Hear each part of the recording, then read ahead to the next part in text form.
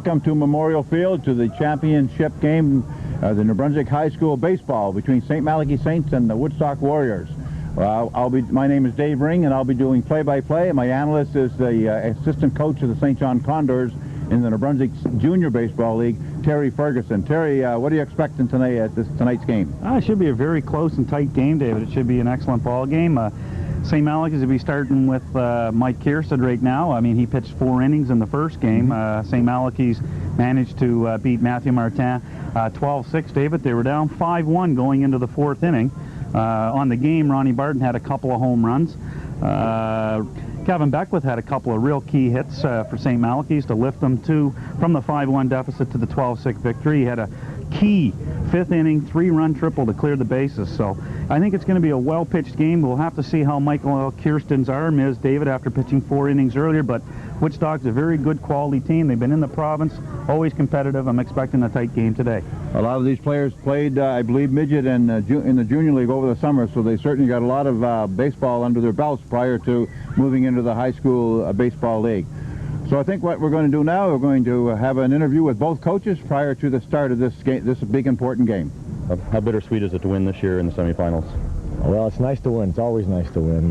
The boys are playing hard. Everybody is giving their 100%, and that's all we can ask for. And baseball's a game of inches, so you get an inch this way, get an inch that way, and hopefully you come up on the winning side. Yeah. The score. How's the weather playing a factor today? Now the wind's blowing pretty strong. I know it's from more of the northwest, I guess, and you're not going to see any out of the park hits today, I don't think. Well, we had 3 this morning. Did you?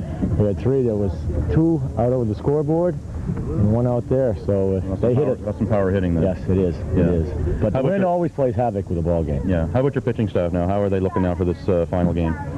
Well, we'll just have to see what's going on. We're going to start with Mike Kierstead. There goes another one. We're going to start with Kierstead and see how far he can go. And then we have Garnett coming off the bench, Higgins coming off the bench, Yo, Edison. We got about 5 or 6 pitchers that can get in there if we need them. But they haven't got much work as of late, so that's the only hesitancy that we have. With the weather today now to try to keep that arm warm, too. It's football weather out here today. But that's one of the risks you pay when you start playing in October. All right. I'm here now with the coach of the Woodstock Warriors, Barney Wright. How do you feel about your win today? Now, did you feel that maybe you were playing against a weaker team, or it was a rather convincing win of, I believe, 10-1? I believe it was a very convincing win. I wasn't sure. Chatham, James M. Hill always have a good ball team, and we weren't sure what we were going to come across, having not played them any this year. So I was pleased with the win. There's no question. We played well, we fielded well, and we got a real good pitching job there to save our pitching staff. Yeah. Did you feel the weather today, the wind? I know some of the hits were going, could have been maybe out of the park, but the wind playing a factor today, possibly? No question. The wind was a big factor today, but both teams had to play in it. I told the boys before we started, I drew a circle on the ground and said the game's inside the circle. I said the weather and the TV crew are outside the circle, and worry about what's inside the circle and don't worry about what's outside of it. So we did the best that we could under the conditions. You're coming up and playing against a team that came off with a convincing 12-6 win earlier today, St. Malachy's High School. What are your views now coming up in this next game? It's 2 teams that come off with convincing wins, and it should be a very good final. They're a good ball team. They're stacked. They've got a lot of players that played in the provincial midget AAA league this year. They're well coached. I look for a hard-fought game. We played them once this year, and we lost 6-3 to them. So hopefully that we'll play with them and make the best of it. Is it an advantage or a disadvantage to play a game right after your play? You just finished playing one, you're going to play another one now. Your boys are all warmed up. Is it an advantage to play that way, or does St. Max have the advantage with a little bit of a rest? That's a good point. I think that if either way there is an advantage, I would say that we have it. From that point of view is the fact that we have played and we are warmed up and that type of thing, rather than sometimes it's tough to sit around and stuff like this and let your mind wander and that sort of thing. So probably easier for us to stay focused. All right, well, get your boys some food and good luck in the final. Thank you very much. Thank you.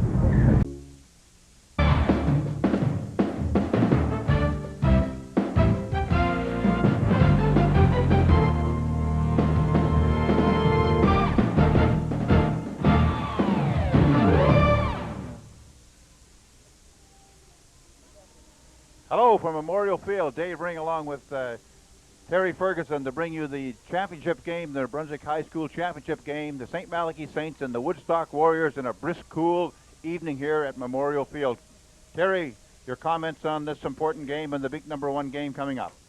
Well, both teams managed to advance earlier today, David. Woodstock winning their game 11-1 against Matthew Martin Matadors, and St. Malachy's winning their game St. Malachy's against the Matthew Martin Matadors. They won 12-6. So we have Mike Kiersted on the mound, David, getting ready to warm up. The coaches and the umpires are just discussing pregame affairs about ground rules, and everything else is looking like it's ready to go, Dave. She's a beautiful day, a little cloudy, but the sun's out, the wind's blowing right straight out to right field. It looks like, Dave. It's about 12 degrees out, so it's a comfortable day for a great afternoon of provincial championship game baseball today. Okay, sure is a crisp, cool day here at Memorial Field, St. John West, and it's two of the better teams.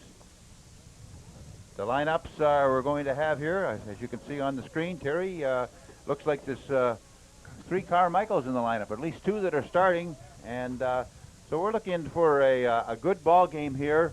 Hard-throwing right-hander for St. Malachy Saints. Young Mike Kiersted, who's played a lot of ball this summer and loves to pitch, and he can bring it, Terry. Yes, he can. Michael played for the Midget Angels here in town and managed to go away to a few national tournaments. And Michael is accustomed to these types of games, David. He's a pressure pitcher, and Michael usually comes up big in the big game. On the other hand, the other hard thrower for Woodstock, Ryan Harris, he's another guy that brings the ball to the plate hard, David. So you're looking at the 2 better pitchers on each team, certainly starting in this provincial championship game. Mike Kiersted, the key for Michael, David, will be getting ahead of the count, not allowing those first 3-4 hitters for Woodstock to get on. Woodstock's very, very talented, a good ball team. They play aggressive ball, and he has to keep the front guys in the top of the order off the bases. Okay, the umpires are for tonight's game. On the plate is the young and up-and-coming umpire Andrew Higgins. Stephen Hashey's doing first base, and that's Lee Hamilton at third base. So good crew out there today to do this very important game. Leading up for Woodstock in the top half of the first inning, second baseman number 7, Brendan Caverhill. Caverhill is going to lead off here, Terry. Where's number 7? And see what he can do to get Woodstock started. Mike Kiersted is going to be throwing into number 9, the catcher. That's young Robbie Jeffrey. Yeah, Brendan Caverhill got good speed, so Michael has to get ahead, David. First pitch is up high. Took a little off that first pitch. Mike Kiersted, number 3, hard-throwing right-hander. Was highly touted pitcher, as a lot of teams have been looking at him. And there's a fastball in there for a strike 1 call. 1 ball, 1 strike. To the number leading off, Brendan Caverhill. Here's the windup and the pitch by Kiersted. Curveball, balled away, 1 ball, 2 strikes. Not a bad little crowd here, a lot of students here, and it's a cool late afternoon game here, and 2 of the teams that reached the finals, the Woodstock Warriors and the St. Malachy Saints. Kiersted looking in for the 1-2 pitch. Here it is. Ground ball hit down to first. Hagen grounds, picks it up, puts it over to Kiersted, and the play goes from 3-1. Yeah, excellent fundamental baseball, David. Mike Kiersted, as soon as he's seen the ball hit to the right field, you practice it in spring training and all summer long, and Michael, you can tell that he's been well schooled and well coached. He was over there, and it was a nice underhand flip from Brad Higgins for the first out. The second base for the center fielder number 3, Chris Carmichael. Chris Carmichael. There's quite a few Carmichaels in this Woodstock lineup, and this is Chris Carmichael. Pitch inside in the dirt. 1 ball, no strikes. Chris Carmichael. He's playing center field for the Woodstock Warriors. He's bats number 2. Here's the windup and the pitch by Mike Kiersted. Up high with a fastball. 2 balls and no strikes. Signals by Barney Wright, the head coach of the Woodstock Warriors. Here's the windup and the pitch by Kiersted. Up high, so 3 balls and no strikes. Yeah, this is something I alluded to, David. Now, Michael Kiersted had pitched 4 innings in the game previously, about 4 hours ago, David. So it's important that he stays ahead of the hitters here. Here's the 3-0 pitch. And it's inside. So 4 straight balls delivered by Mike Kierstead. So it's a walk to Chris Carmichael, number 3, and that brings up the, we'll let the PA announcer bring it in here for us. The pitcher, number 6, Ryan Harris. Yeah. Ryan's pitching today for Woodstock, David. He's also batting third. Ryan Harris didn't really have a typical Ryan Harris year in the midget league, David, but was down one afternoon. He leveled one over the fence here, so very good hitter with power, Ryan Harris. Good pitch, which pitch at the knees, strike 1 call by the umpire-in-chief, Andrew Higgins. Mike Kierstead, David, usually comes at the hitters with his fastball. He's got a hard curve, kind of slider, and change. Checks the runner, here's the pitch.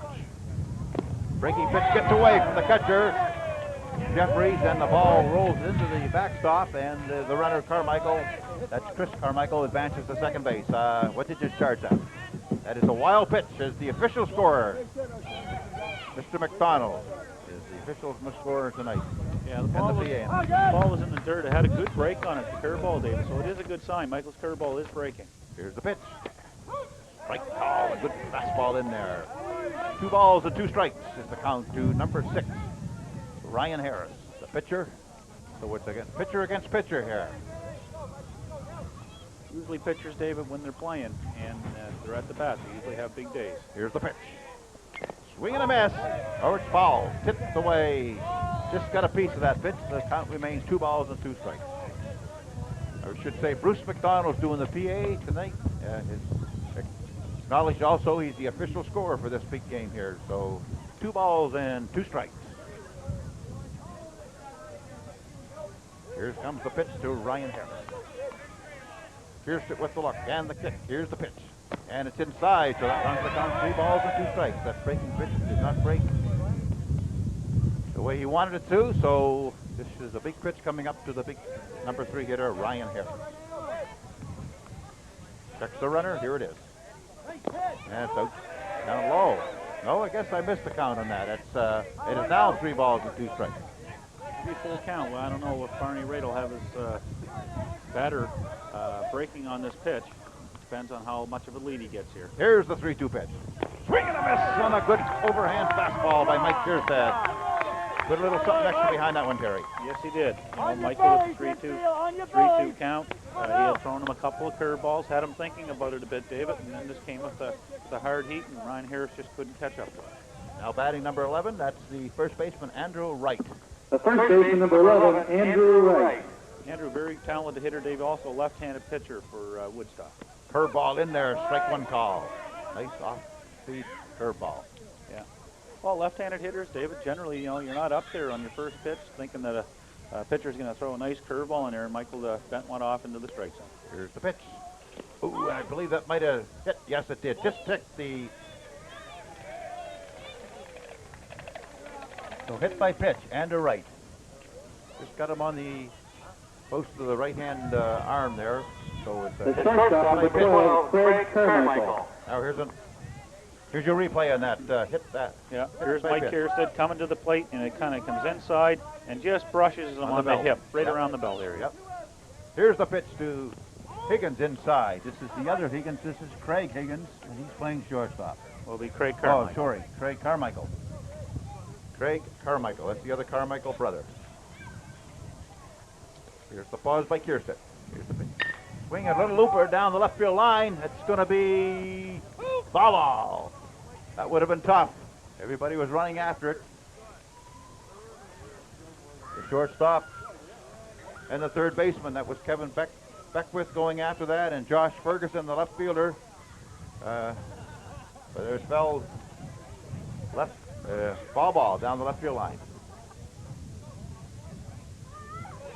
So Craig Carmichael is back in the box. Here's this looking in. Here's the pause and the pitch. Swing and fouled away. Or no fall. It's a pass ball by Robbie Jeffries. Couldn't hang on to that pitch. So that puts 2 runners in scoring position. 2 strikes on number 12, Craig Carmichael. Looks like Michael Kierstead's fastball right now, David, has a little bit of movement on it, and Robbie Jeffrey just having a hard time getting adjusted at the moment. So hopefully this will not cause 2 runs here. Up high. 2 balls and 2 strikes. To Craig Carmichael.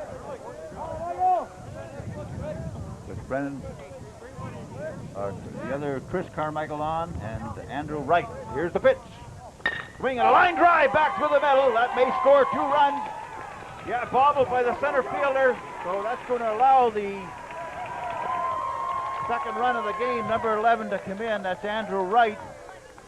So a solid hit there by, that was Craig Carmichael. Line drive back through the middle. Scored both runs, who had moved up on the pass ball by Robbie Jeffries. Tough. Nowhere in the play. It was so. The catcher, number 55, Brad Lawson. Craig Carmichael. Up to the plate now with the catcher, number 55, Brad Lawson. Brad Lawson, batting for Woodstock. Ball down in the dirt, gets away from Jeffries, and that one, I believe, is a wild pitch. Yeah, there's a wild pitch on that one. It's definitely in the dirt first. Rob Jeffrey right now having trouble handling Mike Kierson. Mike a little bit wild, but Robbie Jeffrey has to come through and block those balls, David. Now another runner in scoring position. Brad Lawson. Here's the pitch. Outside with a fastball. So the walk and the hit batsman has hurt Mike Kierson and the St. Malachy Saints, and they've moved up on the pass ball, and they both scored on the solid hit by Craig Carmichael. Number 55, Lawson, waiting for the pitch. Here it is. Another pitch inside. Oh, 2 balls and no strikes. We have 2 out here. Woodstock out quickly to a 2-0 lead here on the top of the first inning from Memorial Field. The championship game, the St. Malachy Saints and the Woodstock Warriors. Here's the pitch. Another pitch inside, and he walks. So Brad Lawson walks, and that brings up The left fielder, number 33, Joel Schreiber. Joel Schreiber coming up. And Mike King has called Tom King, head coach of the St. Malachy Saints, is slowly walking to the mound to talk to his hard-throwing right-hander. Yeah, right now, David, you know, Mike Kierstead, after pitching 4 innings earlier today, he's in a position right now. He's thrown 26 pitches already here in the first inning. And at least I remember, David, when your pitchers have a lot of pitches on their arm in any one inning, it sometimes can zap their arm later on. So with Michael already throwing 4 innings, and this being his 5th inning of the day, we'll have to wait and see if he can get himself out of this inning and how far he'll go on. I see right now there's some pitchers right now warming up for St. Malachy's. Not really certain as to who it is right at the moment, but here's Michael Kierstead going up against Joel Schreiber. Joel Schreiber. There's a good pitch in there. Strike 1 call. Number 3 on the hill, Mike Kierstead. Jeffries getting ready to take the pitch. 1 strike pitch coming up to Schreiber. Here it is. Curveball swung on a miss. So Kierstead getting ahead of this hitter, Schreiber. Oh, no balls and 2 strikes. Yeah, big out right here. St. Max get out of this inning with only 2 runs against them. Right now, I see that Danny Meyer's playing kind of deep here right now in right field.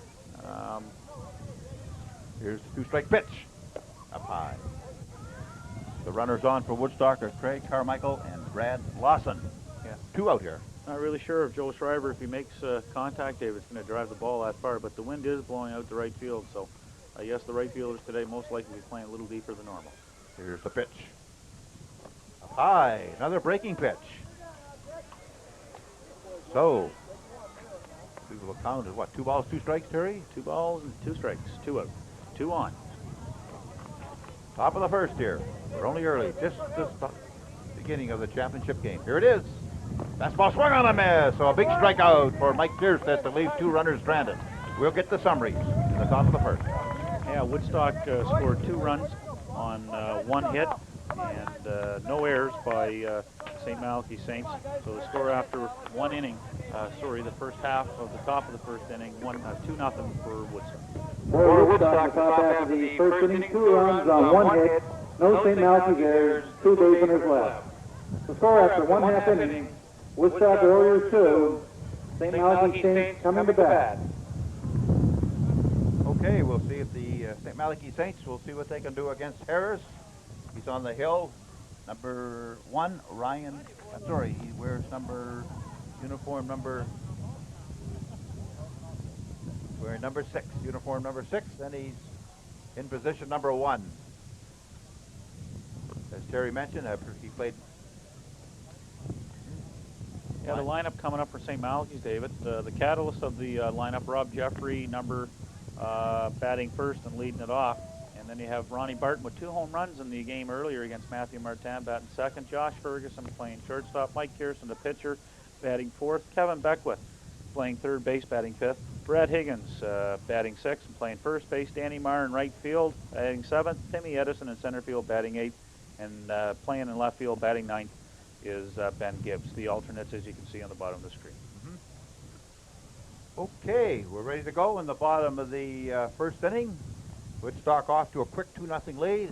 The Saints will see if they can rebound and get back in this game. It's only early in the first inning. And leading off for St. Max in the bottom half of the first inning, the Yeah, catcher the number key here, 9, David, Rob for Ryan Jeffrey. Harris is same key as it was for Mike Kierstead, is to keep the top part of the lineup off the bases. Robbie Jeffrey gets on base, David. He creates a lot of havoc. He's got good speed. He's going to steal bases. He's going to take the extra base on a little bit of bobbles or misplays or pass balls and that. So the key thing here for Ryan Harris is to get himself ahead of the count and not be pitching from behind. okay, the catcher, Robbie Jeffrey, number 9, leading off. As mentioned, he's got a good eye, gets a lot of walks, got great speed, and he's a good contact hitter. Harris swings out of the windup. Here's the first pitch. It's inside for ball 1.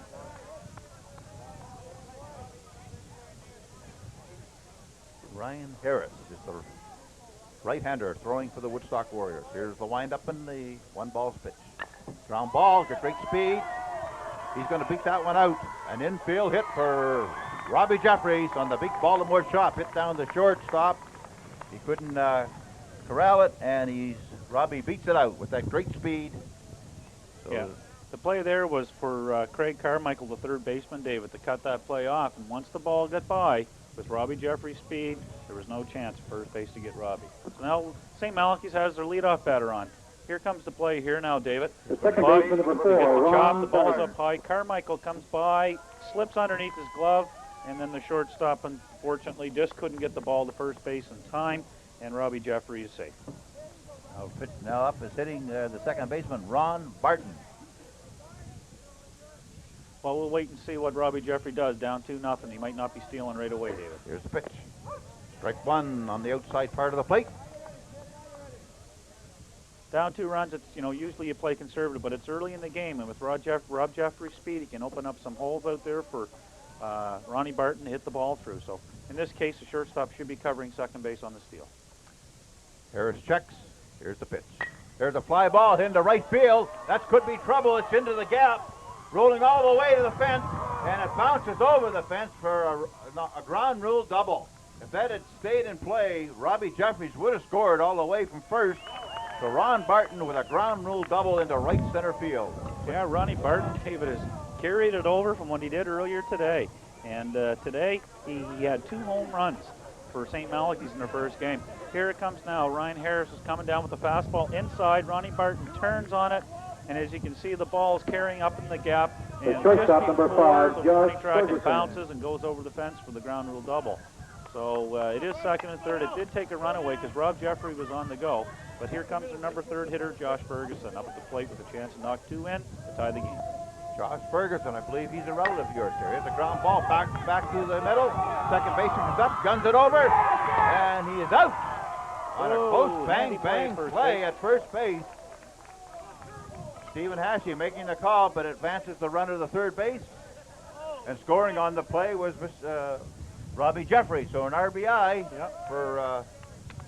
Well, it's a good play, David. I mean, here it comes here. It's a high The chopper. pitcher number 3, Over Mike the head. Kirsten. Second baseman turns, throws, and here's the play at first base, and just bang play. Steve Hashey there to make the call. Nice play by the second baseman for Woodstock, though. Brendan Caverhill made an excellent play. 1 out, man on third. Mike Kierstead at the plate. Mike Kierstead up. Good save by the catcher, Lawson, lunging outside to keep that ball from going to the backstop. Ron Barton's tying run on third base.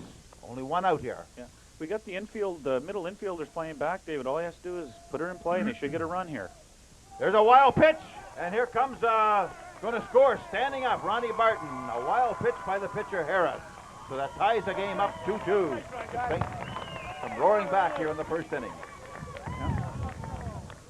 Now Mike Kierstead, nobody on, David. He's got a 2-0 count. Here comes the pitch here. Ryan Harrison throws, curveball outside. The catcher, unfortunately, just couldn't shift quick enough to keep the ball in front of him. And we've got ourselves a 2-2 ball game. Mike Kierstead, once again, it's a 2-0 count. And Mike has a chance to find a pitch that he likes and drive. Find a gap out there. Here's the pitch by Harris. Up high. 3 balls and no strikes. 1 out here. Bottom of the first inning. St. Malachy Saints and the Woodstock Warriors.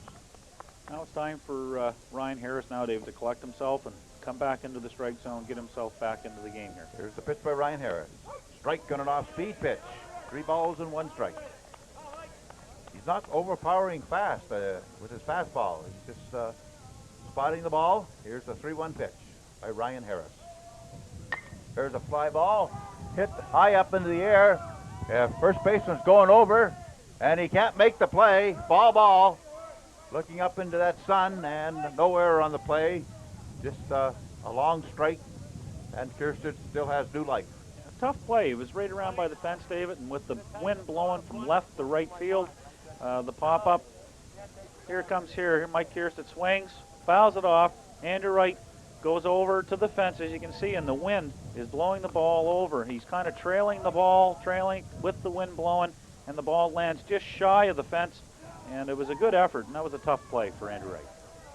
Here's Ryan Harris with a 3-2 pitch to Mike Kierstead. There's a ground ball hit down the third. Third baseman comes up, he boots the ball. And it's an error charge to the third baseman, as he couldn't handle that bouncing ball, and that's Sean Forster. So that goes E5. And the coach, Wright, has decided to come out to talk to his players. Here it comes here, David. It's just another chopper, and the ball stayed down. Or he came up and he fielded the ball with his thumbs down instead of his thumb down, with his glove facing down to the ground, David. Just misplayed it and maybe took his eye off of it, thinking that Mike Kierstead would have been quite a distance down the line, Dave. But anyways, St. Malachy's has a runner on Third first. baseman, the Braves team, Barney Wright just Kevin came out to Beckwith. talk to his pitcher, Ryan Harris, to tell him to stay focused. I imagine it's okay. It's a 2-2 game. Situation here, though, is Mike Kierstead has good speed. Kevin Beckwith up at the plate. I would say that early in the count, Mike Kierstead should be going here. Here's the pitch. There's a fly ball, popped up in the air. Center fielder going over. Now it's a right fielder. The wind carries it over, so it's a fly ball out. And it's gunned in. A bad play by the right fielder to throw that ball in, and Kierstead took advantage of the error for the right fielder. Way over the head of the first baseman. A heads-up play by Kierstead to advance to second base. The catcher tried to hustle over to get the ball, but his throw to second was way too late. Yeah, the fly ball The there first baseman, started number in the 7, gap and then Brad it flew all Higgins. the way over to the right fielder. As you can see, Here's a replay. Here comes the swing. Kevin Beckwith pops it up. It's pretty much straightaway center field, and the ball blows all the way over into the right fielder. Now the right fielder catches it, thinks he has a chance at Mike Kierstead at first base, but Mike McBride threw the ball over the first baseman. So now Kierstead's on second base, David, with 2 out. We have Brad Higgins at the plate looking to knock him in to take the lead here in the game. 2-2. Okay, Brad fouled that first pitch back. Here's the pitch by Harris, and another lunging save by the catcher Lawson with a pitch way outside. Brad Higgins wears number 7. He plays first base. He's up with 1 ball, 1 strike, 2 out here with Kierstead with a go-ahead run on second base. Checking Harris for the signs from Lawson. Here's the pause. Now the pitch. Up high. 2 balls and 1 strike. Kierstead getting a good lead. He's got good speed for a big man. Yeah, Ryan Harris, same situation as Mike Kierstead was in the first inning, David. Man on second base with 2 outs. So gets himself out of this. It's a new ball game with just 6 innings left to play. Here's the pitch.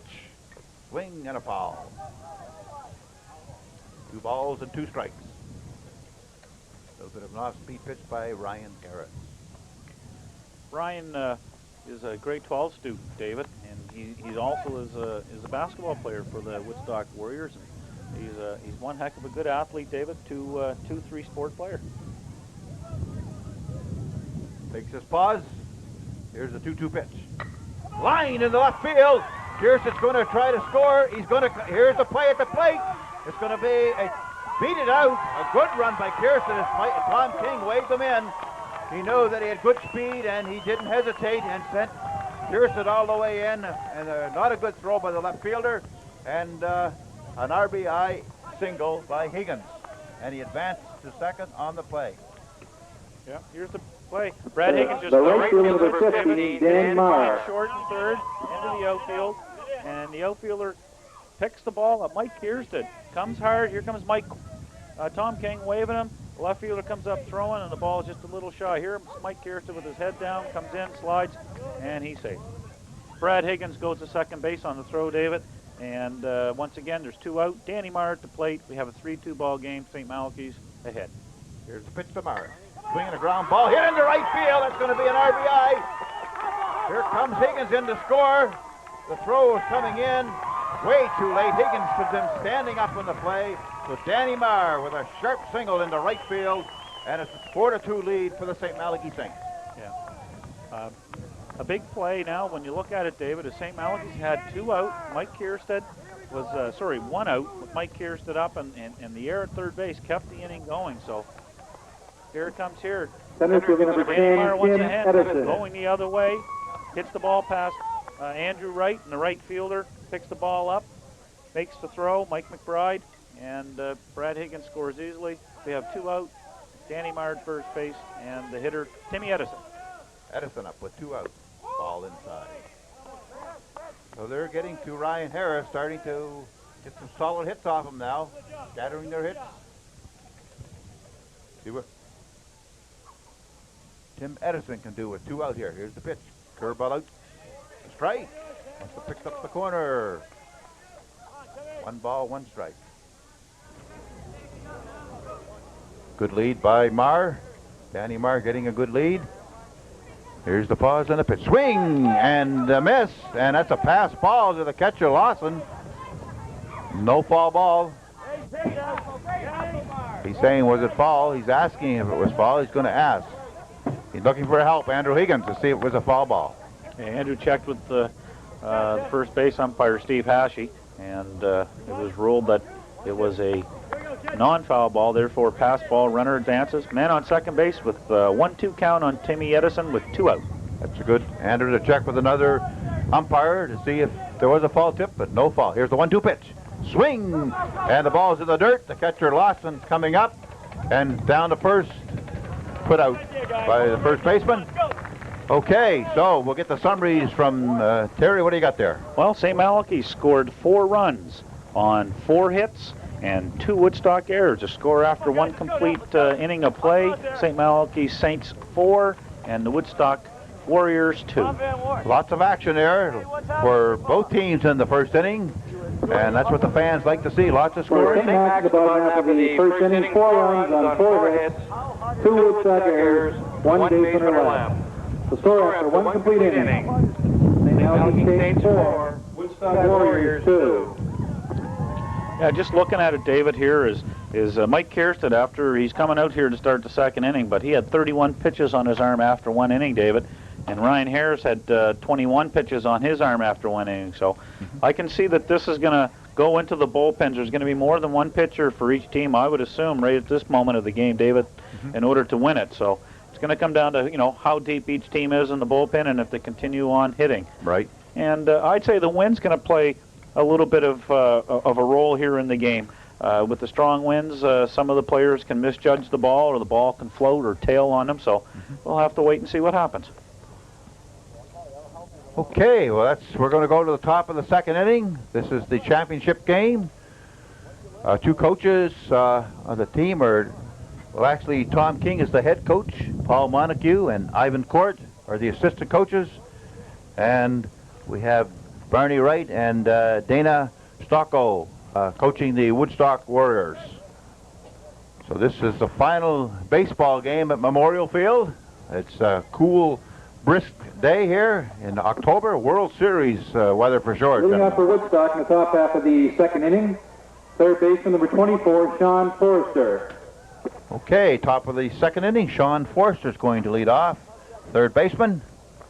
for the Woodstock Warriors, and see if Mike Kierstead can get back into a rhythm. He ran into control problems, both the hit batsman and the walk scored on that hit by Carmichael. So see if he can get some rhythm going here. There's a ground ball hit down to the shortstop.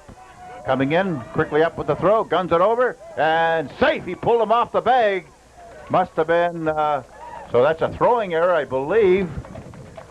We'll wait for the replay maybe on that if there is one, and see how it's going to be scored by Bruce McDonald. Here it comes here. It's a slow roller. Forrester hits the ball off the handle Right of the bat. number 39, Mike McBride. And here it comes here. Anyways, now we're looking at the batter, Mike McBride. Here's a pitch up high. Looked like he was going to bunt. Mike McBride is the right fielder. Where's number 39? I guess the official scorer ruled that an error on the shortstop, the wild throw. If he would have made it straight to the bag, he would have got it. Would have been a bang-bang play, but however, it's ball one, and Mike McBride at the plate. Here's the pitch. The ball down in the dirt, gets away, and the runner's going to advance. Wild pitch. Charge to, again, it hit the dirt first to Mike Kierstead. So Mike's running into some wild pitch problems here. That's his second of the game so far. And the runner, Forster, advances to second base, Sean Forster. Okay, here it is. Here comes the play. Josh Ferguson throws the ball over the first and just takes Brad Higgins off the base. Good play by Brad to keep the ball in play without the runner advancing. Yeah, I would say it looks on the replay that a good throw might have had him, and it did pull the runner off the bag. And he was striding, still not at the bag when the throw was there, so E6. Here's the pause by Kierstead in the pitch. And he fouls it away, number 39, Mike McBride. So he's ahead in the count, I believe. Yeah, it's 1 ball, 2 strikes for Kierstead. Has an opportunity here to put McBride away with 1 out. Man on second base. Sean Forrester on with the error to lead the inning off. Nobody out here for the Warriors. Here's the pause and the pitch. And a ground ball. That's going to be down the third base. They're going to let it roll, and it's going to roll foul. A big play by Beckwith to let that ball roll foul. Yeah. Or that would have been trouble. Yeah. It's one of those things called, David, a swinging bunt. There was no way Kevin Beckwith was going to have an opportunity to come up throwing and throw Mike McBride out. So he made the right decision. He allowed the ball to continue to roll, and it went foul, and then he picked it up. So still the same count. Runner on second base. None out. 2 balls, 2 strikes, or 1 ball, 2 strikes? 1 ball and 2 strikes. Here it is by Kierstead. There's a ground ball hit the short. Up comes Ferguson. There's a strong throw over. That play going 6-3 as the runner held at second base, Sean Forster. Yeah, good play by Ferguson to rebound and get the ball hit right back to him after the first one. The first one was a bit of a tough play. He had to charge the ball and had to come up throwing quickly to the base, but made a nice play on that one. Second baseman number 7, Brennan Caverhill. Now we have 1 out, David, with Brennan Caverhill, the leadoff batter. First at bat, it was a slow roller to Brad Higgins, who flipped it to Kierstead for the out at first base, so it was a 3-1. Okay. Forster still on second. Here's the pitch. Pitch outside. Strike on the corner. Outside corner. Pick the outside part of that plate up for strike 1. Caverhill looking down to Coach Wright for the signal. Forster takes his lead at second base. Here's the 1 strike pitch by Kierstead. Ball, another one in the dirt. Wild pitch, bounces way back here. And Robbie Jeffries had to go clearly over the on-deck circle to get that one. It bounced so far away.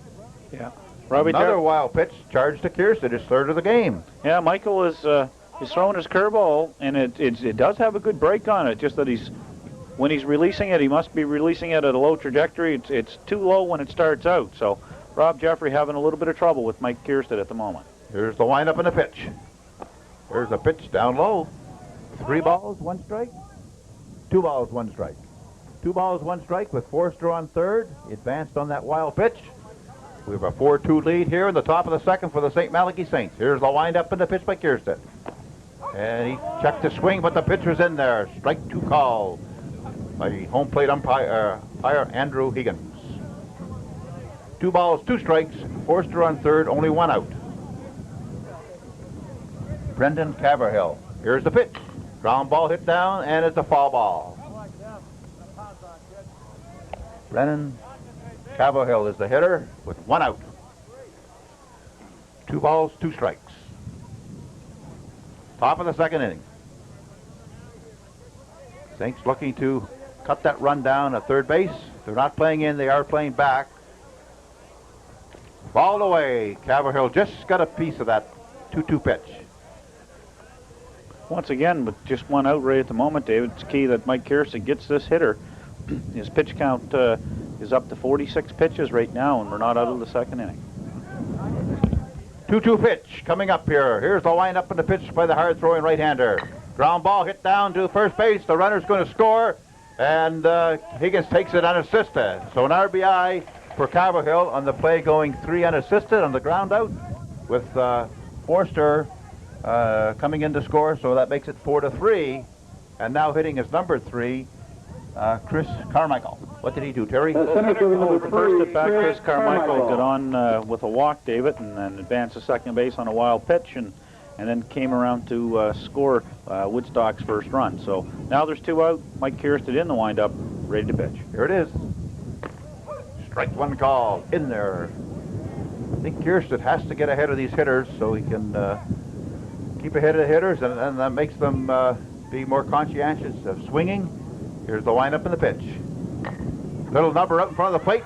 Jeffries is going to take it. Comes out gunning. Throws it down, and nice scoop up there by the Brad Higgins. So that play goes from 2-3, and we'll get the summaries in the top of the second. Yeah, Woodstock scored 1 run on no hits and on 1 St. Malachy's error, David. So the score after 1.5 innings of play, the Woodstock Warriors 3 and the St. Malachy Saints 4, coming up here in the bottom of the second inning. The hitters coming up for St. Malachy's, David, is the number 9 hitter, Ben Gibbs, leading it off. Then to the top of the order with Rob Jeffrey and then Ronnie Barton. St. Max 4, Woodstock 3. Okay, 4-3 game. A lot of St. Malachy Saints students in the stands over around the third base dugout. A few of the diehard fans are still out, but it is a cool day here, and as mentioned, this is the last baseball game of the season here for local fans and fans around the province of Brunswick. TVNB will be carrying this game, I believe, later on, and it should be a good one to watch, as there's a lot of fans that enjoy seeing the kids play high school baseball, as a lot of these kids have played in the minor baseball system coming up throughout the different organizations throughout the province, Terry. They played this summer, and some haven't played, and so it'll be enjoyable to see a good game. Yeah, it's a nice little end to the season for the fellows that are playing in the midget leagues around the province, and in the Bantam leagues as well for the younger players, like in grade 9 and grade 10.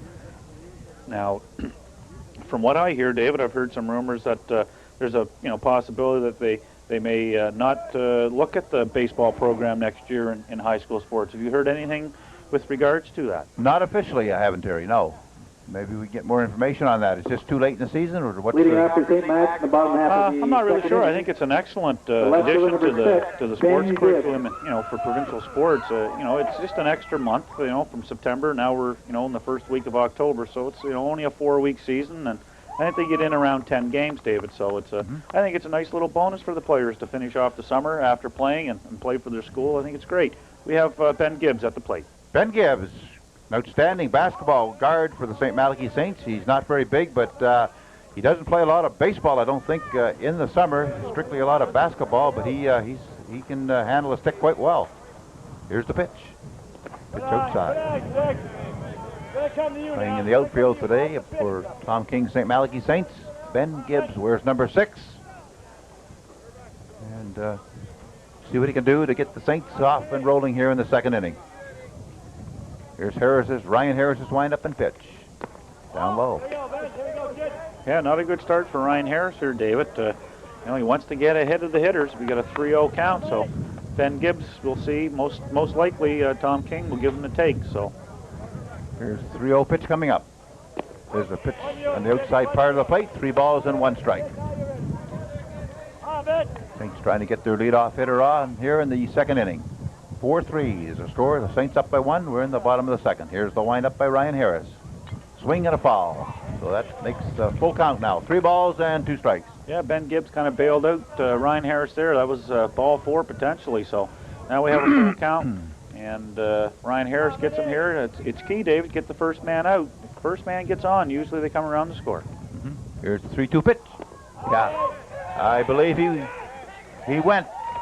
Couldn't quite check his swing, and Andrew Higgins had to look for help there, and Stephen Hashey came up with the big overhand saying he went around, and it looked like on the replay, we can probably see that he did go around. So The catcher number 9, Rob Jeffries. breaks out to lead the bottom of the second off, and here comes Robbie Jeffries. Yep. Reached on an infield hit, I believe. Yep. Key thing here is keep Robbie Jeffrey off the bases. If Robbie gets on, likelihood is he'll be stealing, David. We have one out. Here's the replay on, I believe. Yeah, here it comes, and he brings the bat through the zone. Andrew Higgins goes immediately down to check it with Steve Hashey. First pitch to Rob Jeffrey is a ball. 1-0 is the count. Ball one. Here's the windup in the pitch by Ryan Harris. Ground ball hit down to second. Big hop. Second baseman up and over. Play goes from 4-3. So that's just what the doctor ordered for Woodstock and Ryan Harris. We get the first two fellows out. It's a excellent start to the inning for Ryan. He gets the next batter out coming up here right now is Ronnie Barton.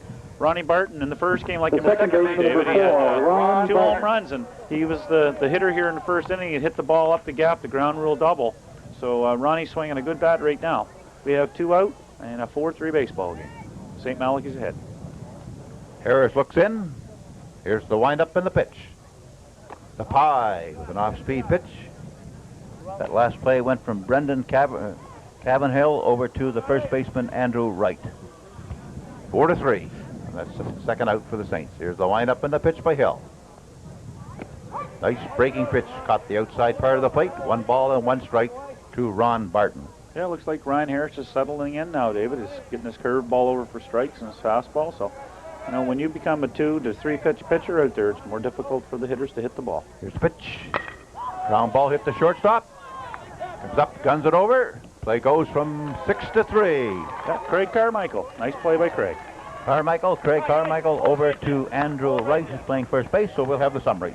Yeah, it was a 1-2-3 inning for the Woodstock Warriors.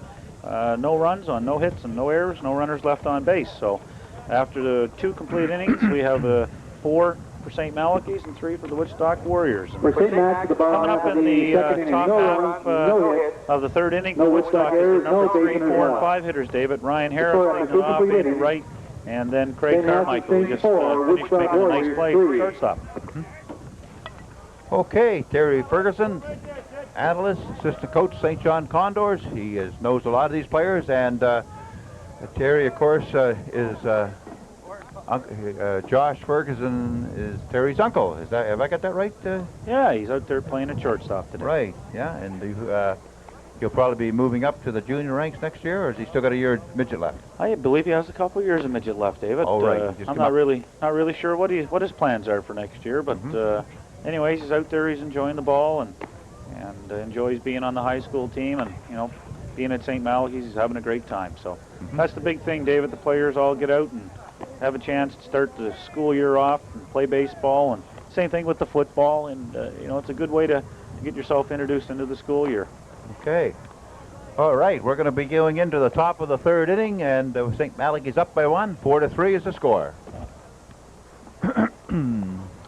Geez, I just see a friend of mine walked in here, David, Mr. Bruce McLeod. He's the assistant coach over at Harborview High School with the girls' AAA provincial program. So nice to see Bruce on board. Yeah. Leading up to Woodstock, The the two top half fans of the around here third today, inning. and this cool The pitcher number afternoon 6, at Ryan Memorial Field Harris. in St. John, New Brunswick, and Ryan Harris is going to lead off for the Woodstock Warriors. Yeah, in his first at bat, Mike Kierstead managed to strike out Ryan. So we'll wait and see what happens here. Ryan is definitely a power hitter, David. He likes to he takes good swings at the ball, and he's a gap hitter. He hits home runs, and we'll see what happens. Here's the windup and the pitch by Kierstead. There's a ground ball. As a foul ball called by umpire Lee Hamilton. Good wood in that, but it was foul all the way down to third base. So Mike Kierstead trying to keep ahead of the hitters with 1 strike against his opponent, his opposition pitcher, Ryan Harris. Pitcher against pitcher. Both played midget ball this year. Woodstock Well, I think they went away with the provincial team, David. Together? Woodstock won the midget title last year, and they went away to out west, I believe, David. Okay. And both Ryan and Michael played on teams together before, and I'm sure they know each other quite well. But you know what it's like, David? You know, you may be friends, but when it comes to competition, you want to get each other out. It's pitch, 1-1 pitch. Down in the dirt. So no advancement, no runners on. 2 balls and 1 strike. The anniversary of Bobby Thompson's famous Choke the World. October 3rd, 1951. Yeah, I remember that. 9 years old. Okay, here's the windup of the pitch. Popped up in the air, catcher coming over, and I believe it's going to be out of play. Robbie Jeffries came a long way over to see where that ball was, but it was wind carried out of play, so the count goes to 2 balls and 2 strikes. Well, Dave, we were just told this is the anniversary day of 1951 when Bobby Thompson hit the big home run. Shot that shook the world. The shot that shook the world. Giants beat the Dodgers, 1951. Here's the windup and the pitch, the 2-2 pitch. Outside, so the count runs 3 balls and 2 strikes. Again, Mike Kierstead has indicated is throwing a lot of pitches here early in this game, Terry. Yeah, I mean, right now, David, he's at 54 pitches and just starting the 3rd inning, so I can't see Michael lasting much longer. Here's the 3-2 pitch coming. Curveball in there, a beautiful, sharp-breaking curveball. Took it. And a great call by the catcher, Robbie Jeffries, and a great pitch by the pitcher, Mike Kierstead. Yeah. He was looking fastball, and he got the breaking pitch. Certainly did, David, and that's what got Ryan Harris there. He was definitely looking at the hard. Here comes Mike Kierstead in the windup. Here comes the pitch, and as you can see, it breaks in there just beautifully across the middle of the plate. Ball First down pitch low. to Andrew Wright, David, was a ball. And he was hit by pitch, I believe, last time. Yeah, he managed to get on there in the 2nd inning with 2 out. Hit by pitch. Here's the pitch. Curveball outside. 1 ball, 1 strike.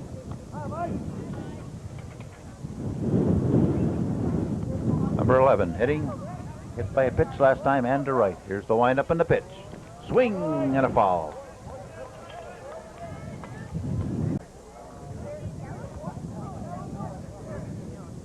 We have 1 out here. The hitter is Andrew Wright.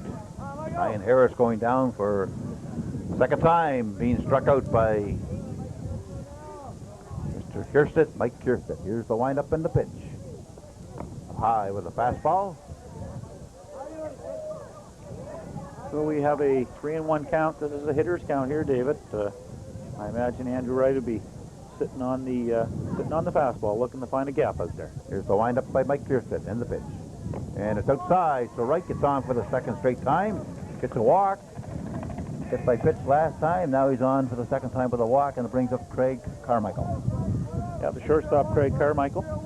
And Craig shortstop, number 12, managed to, Craig with 2 men Carmichael. on base, David. There was a hit by pitch by Mike Kierstead and a walk in the 1st inning. Then a wild pitch advanced the runners to 2nd and 3rd, and then Craig Carmichael come up with a key base hit. Knocked in 2 runs in the 1st inning with his hit. Okay, looking down for signs from close right. Here's the pitch. Down low. Nice save by Robbie Jeffries. Number 12, Craig Carmichael. 2 RBIs, as indicated, driven in 2 of the 3 runs for the Woodstock Warriors. Right with his lead. Here's the pitch. 2 balls, no strikes. Mike Kierstead's mechanics look to be a little off, David. He's falling off the mound a little bit and opening up his shoulder. So I don't know if he's tired or if the wind's having a is hurting his mechanics out there or not. It's a very windy day out there. There's a good pitch, fastball in there on the outside part of the plate. 2 balls and 1 strike. It's cooling down, David. The cloud cover has come over. The sun's kind of behind the clouds, and it's windy. So the temperature has dropped here since the start of the game. So getting a little cold in the hands out there. Here's the 2-1 pitch. Inside with a fastball. So again, 3, running a lot of those counts to 3-1, 3-2. And as indicated, he had already previously pitched earlier in the game. But he's a strong kid. He's pitched a lot of innings this summer. And he's getting a lot of work for the St. Malachy Saints in their own Southern Conference League, now in the championship game. But he loves the pitch. Here's the 3-1 pitch coming up. Here it is. Fouled away by Carmichael. That's Craig Carmichael.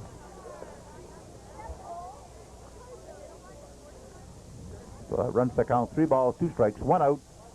The base runner is Andrew Wright, who reached on a walk. Be interesting to see here with being down 1 run if Andrew Wright will be moving here on the 3-2 pitch by Kierstead. Kierstead's in the windup. Didn't go into the stretch. Wound up, and there's a line shot into center. That coming over, he can't get it, it drops in. And the runner just stopped at second base, but he could get a great jump. As for some reason, Kierstead start winding up. Did he forget there was a runner in first, Terry? Well, may have, David. Not really sure what happened there. He kind of should have been in the stretch, but Michael decided that time to go into the windup. But anyways, Carmichael 2 hits on the day, David. Here it comes here, and the runner going down, Andrew Wright, doesn't pick the ball up, David. If he would have picked it up sooner, we would have seen it. It would have fell in, and he should have been at third base on that play. But when you're going on a straight steal, if you don't look back and pick the ball up early, you know, you lose out on those opportunities. There's a good pitch to Andrew Wright, number 55.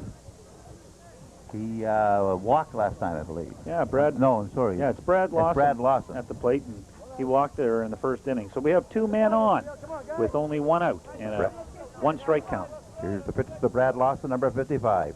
Good save by young Robbie Jeffries. That pitch was in the dirt. Yeah. And he saved it from going to the backstop. Yeah, nice play by Robbie. You know, very key play. Robbie looks like he's getting a little more comfortable with Kierstead behind the plate at the moment. An excellent play to stop the 2 runners from advancing to get in the scoring position. Here's the pause by Kierstead. And it's popped up. Foul, I believe, under the net. So he's ahead of Brad Lawson. 1 ball, 2 strikes. 1 out here. We have runners on first and second. Andrew Wright is on second, and Craig Carmichael's on first. And the hitter is Brad Lawson, the catcher, number 55. A big hitter for Mike Kierstead. Needs to get this guy here. Here's the pause of the pitch. Ground ball hit. That may go through. It does. And he's running around. He's going to hold the runners up. Wright decided to hold his son up, apparently. His name is Wright, so I presume he's a relative. Andrew Wright was held at third. Yeah, that'd be Barney's son. Craig Carmichael goes into second. Yeah. So here's the replay. He's sitting on the fastball and hits the ball between third base and shortstop between Kevin Beckwith and Josh Ferguson. And Ben Gibbs charging hard from left field and picks the ball up and comes up throwing. But as you can see, Andrew Wright pauses and doesn't look to score. So we have the bases loaded with 1 out. Tom King's gone out to the mound to talk to Mike Kierstead. And I don't know if there's going to be a pitching change or not. It looks like there seems to be a lot of players in and talking. You know, Tom could be just talking strategy at the moment, David. What are they going to do? Are they going to play in at the corners and cut the runner off at the plate and play for the double play up the middle? So it looks like Mike Kierstead's going to stay in the game. Tom King was just coming out to a little bit of strategy and discussions for his infielders as to what they're going to do on that. Schreiber, number 25, Corey Stairs. Corey Stairs is going to come in and hit for Joel Schreiber. So Wright going to his bench here early. Number 22, Corey Stairs. Bases remain loaded. 1 out. Here's the wind-up and pitch for the right-hander. Swing and a miss on that high, hard one. Good overhand fastball by the right-hander, number 3, Mike Kierstead, trying to keep ahead of pinch hitter Corey Stairs. Here's the wind-up and the pitch. Here it is. Balled away by Stairs. I said he wore number 22 as he wears number 25. Yeah. You got an 0-2 count on him here now, David. Now there's 2 ways you can go about it. You can try to nibble, or you can go right after him. And I think in this situation, with the fact that Mike Kierstead's thrown a lot more balls and strikes in today's game, that, you know, with an 0-2 count, bases loaded, go right after this guy here. We'll wait and see what Mike does. Here's the wind-up and the pitch. Outside, just missed the outside part of the plate. 1 ball, 2 strikes. Base is full here for Woodstock Warriors. 1 out. The pinch hitter, Corey Stairs, is the hitter. And Sean Forster is the batter on deck. Here's the windup. Down low. So, runs the count to 2 balls and 2 strikes. Right at this moment, David, Mike Kierstead's pitch count is 73 pitches. And there's only 1 out here in the 3rd inning, so he's got a lot of pitches. Here's the pitch. Ground ball hit down to second baseman. He's going to gun it over to second for 1, and the relay to first is not in time, but an RBI with number 11 coming in to score, Andrew Wright. Yeah, so Joe Schreiber, who struck out in the first inning, Barney Wright made the decision to put Corey Stairs in there, and he grounded out to Ronnie Barton 4 to 6 for the fielder's choice at second base, and the run scored. So we have a tie ball game, 4-4, and we have Sean Forrester, the number 8 hitter, coming up with runners on first and third with 2 out. Here comes the replay. He just puts the bat on the ball. It's hit to Ronnie Barton. You see Ronnie catches it, pivots, throws the ball to second. Josh Ferguson gets the force out and makes a good decision not to throw the ball to first base, as Stairs was down at first base. Not a problem at all on that.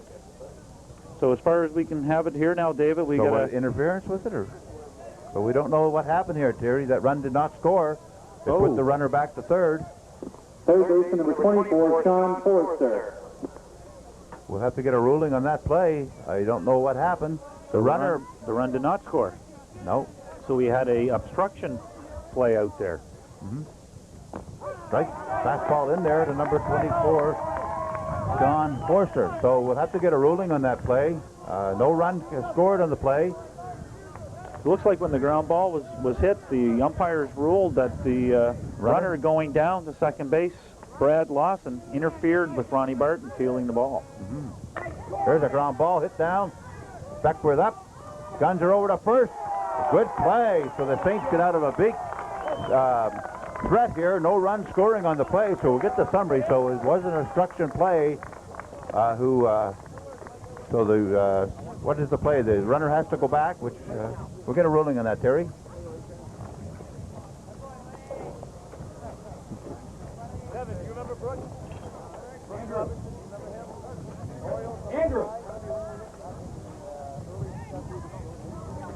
Well, after 2.5 innings of play, we have the score: St. Malachy Saints 4 and the Woodstock Warriors 3. Woodstock in the inning scored no runs on 2 hits and no St. Malachy's errors and 3 runners left on base.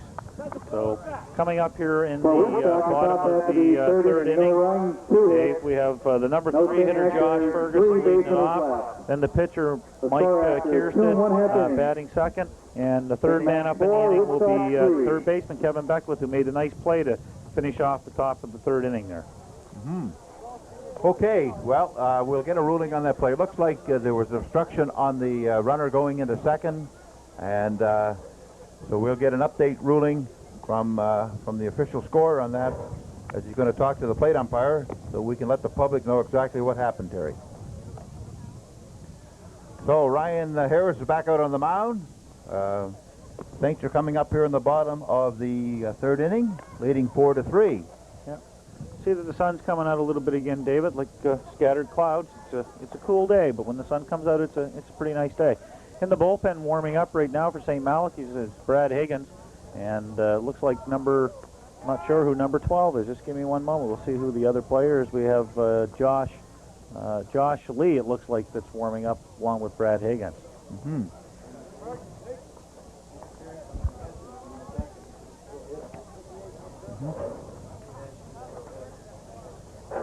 The ground ball. Oh. Interfered. Relay throw back. Okay. All right. We're just trying to get a ruling on that play from the official scorer. It was an interference play on the catcher, so the ball becomes dead. The runners all are put back on their bases, and there's an out recorded. So the score remains 4-3, and we're going to lead off here with number 5, Terry. Yep. We have Josh Ferguson at the plate. Josh Ferguson takes a strike on the knees.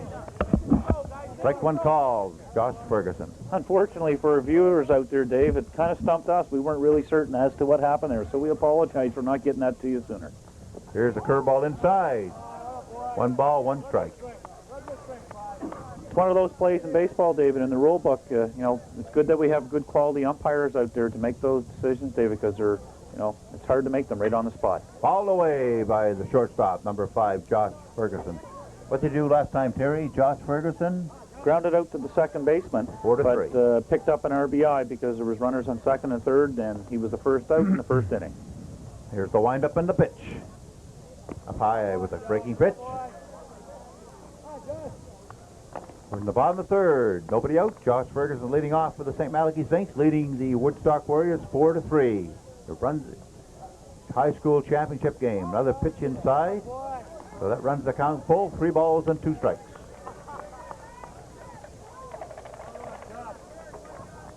Saints trying to add to their lead. 1-run lead here. Here's the windup and pitch by Ryan Harris.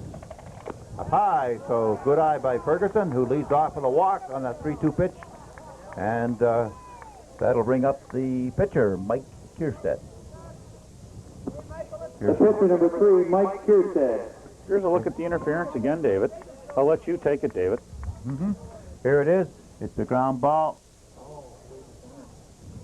It looks like the runner's Waved his going arm. down to second base. So Yeah. it's a force out there. It was up, I believe, some kind of a Runner's interference. runner interference. Here's the pitch. Ball upside.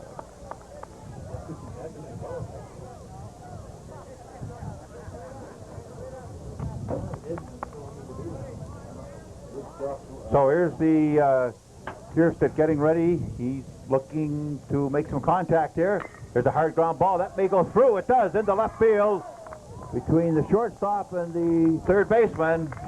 Ground ball single for Mike Kierstead. So the Saints here have their first 2 batters on.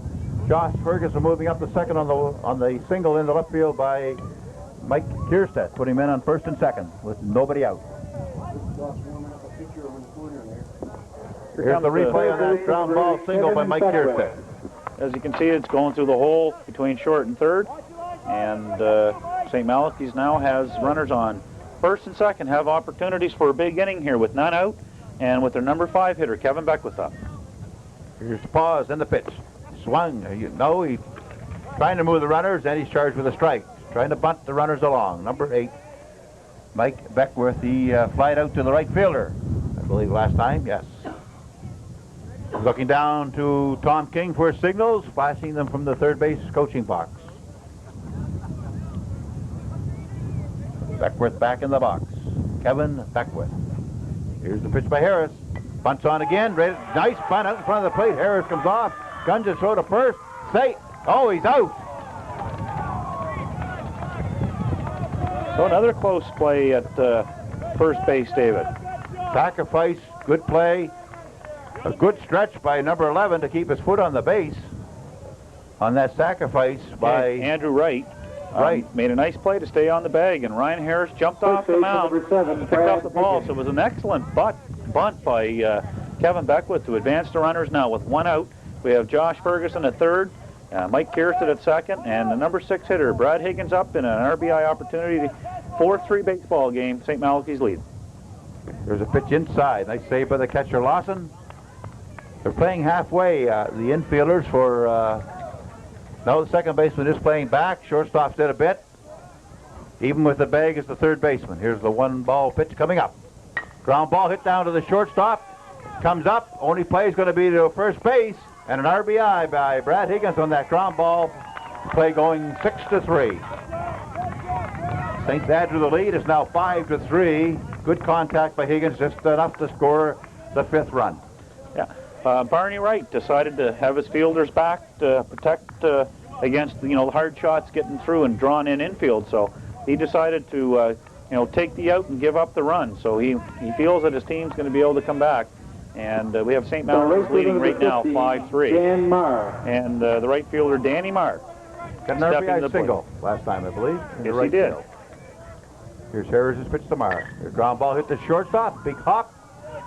Carmichael up and over. Play going 6-3. And we'll have the summaries here in the bottom of the 3rd. Yeah, St. Malachy scored 1 run on 1 hit and no Woodstock errors and 1 runner left on base. So the score after 3 complete innings of play is St. Malachy's Saints 5 and the Woodstock Warriors 3. Coming up in the top of the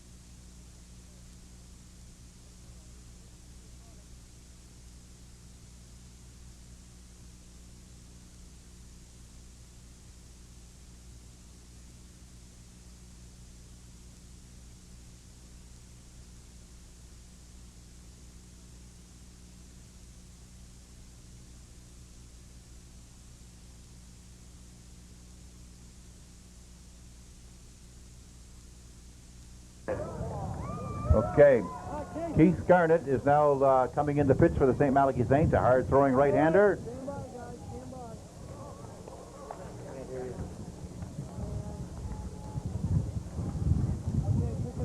Okay, Keith Garnett is now going to come in and pitch for the St. Malachy Saints as Mike Kierstead threw how many pitches, Kerry? He threw 75 pitches in 3 innings, David, so it was a gritty, gutty performance by Mike Kierstead. You knew that it wasn't going to be long before Mike was out of the game. You know, he struggled. I mean, he pitched earlier today, David, so he has a lot of pitches on his arm, and he's leaving the game with a 5-3 lead. So, you know, Tom King made a smart decision. Now he has Keith Garnett coming in to pitch for St. Malachy's. Now, Keith, once again, he pitched earlier today as well, David. He threw 3 innings, so we'll wait and see how Keith does and how far Tom King can go with Keith Garnett. I think Mike Kierstead's moved to right field, Terry, if I'm not mistaken. Looks like him out there, and then Danny Marr must have been has left the game. Yes, he has. So number 39 is going to lead off here in the top of the 4th inning. Mike McBride. Now playing right field, number 3, Mike Kierstead. His only other plate appearance. So we'll see what Keith Garnett can do with the Warriors here in the top of the 4th. Looking in to get a sign from Robbie Jeffries. Here's the wind-up and the pitch by Garnett. Ball down low in the dirt. Ball 1. Garnett will be batting in Marr's spot in the lineup. 1 ball, no strikes. We're the top of the 4th. The Saints leading 5-3 in the championship game. The Brunswick High School Baseball Championship game from Memorial Field here in St. John. Dave Ring along with Terry Ferguson bringing you the action here. Final ball game of the season in the province, I believe. Here's the wind-up and the pitch. Nice fastball on the inside part of the plate. 1 ball and 1 strike. Garnett gave all he had. He was looked like he was missing a lot. He threw a lot of pitches, as Terry indicated, and Tom King decided to make that pitching change. Looking on the other side, though, Ryan Harris, David, his pitch count's only around 46. So after 3 innings, Ryan Harris doesn't have as many pitches on his arm. So we'll wait and see if Woodstock and Coach Barney Wright continues to stick with Ryan Harris. But right now, Keith Garnett on the mound. Garnett swings out of the lineup. Here's the pitch. Down low. Another pitch getting away from Robbie Jeffries. No advancement, no runners on. 3 balls and 1 strike. Andrew, on the light. Yeah, go ahead. Here's the 3-1 pitch coming up here. Looking in for his signal. Number 39, number Mike McBride. Garnett adjusting the mound a little bit out there to his liking.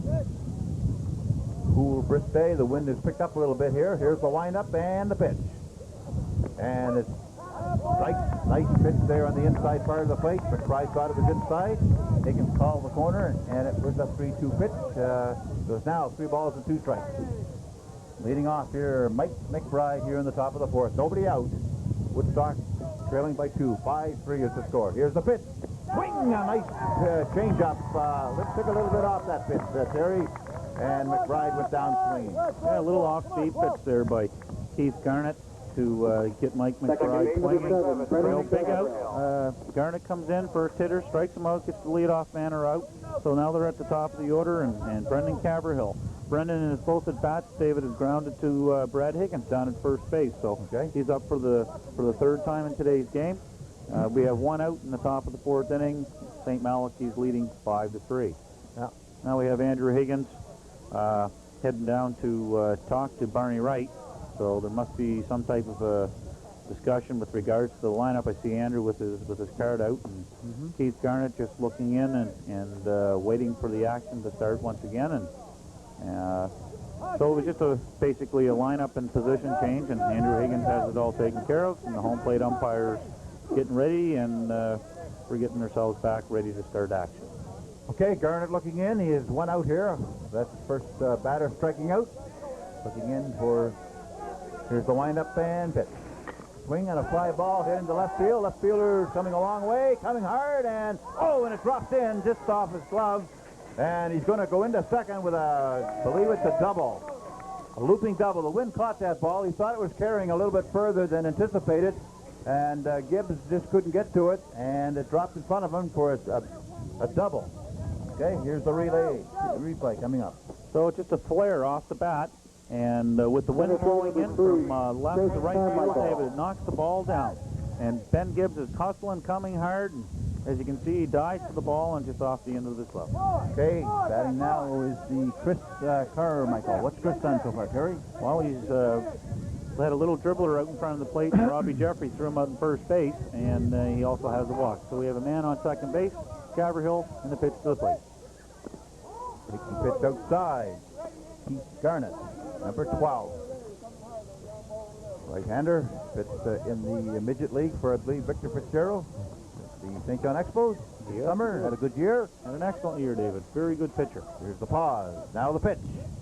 There's a ground ball. It's going to go fall, I believe, down first base. First baseman Higgins picks the ball up, puts it to his pitcher. So he's ahead of the hitter. He's ahead of Carmichael. 1 ball, 2 strikes. We have 1 out and 1 on. Caverhill is the runner at second base with a blooping double. And the batter is Chris Carmichael, number 3. Garnett.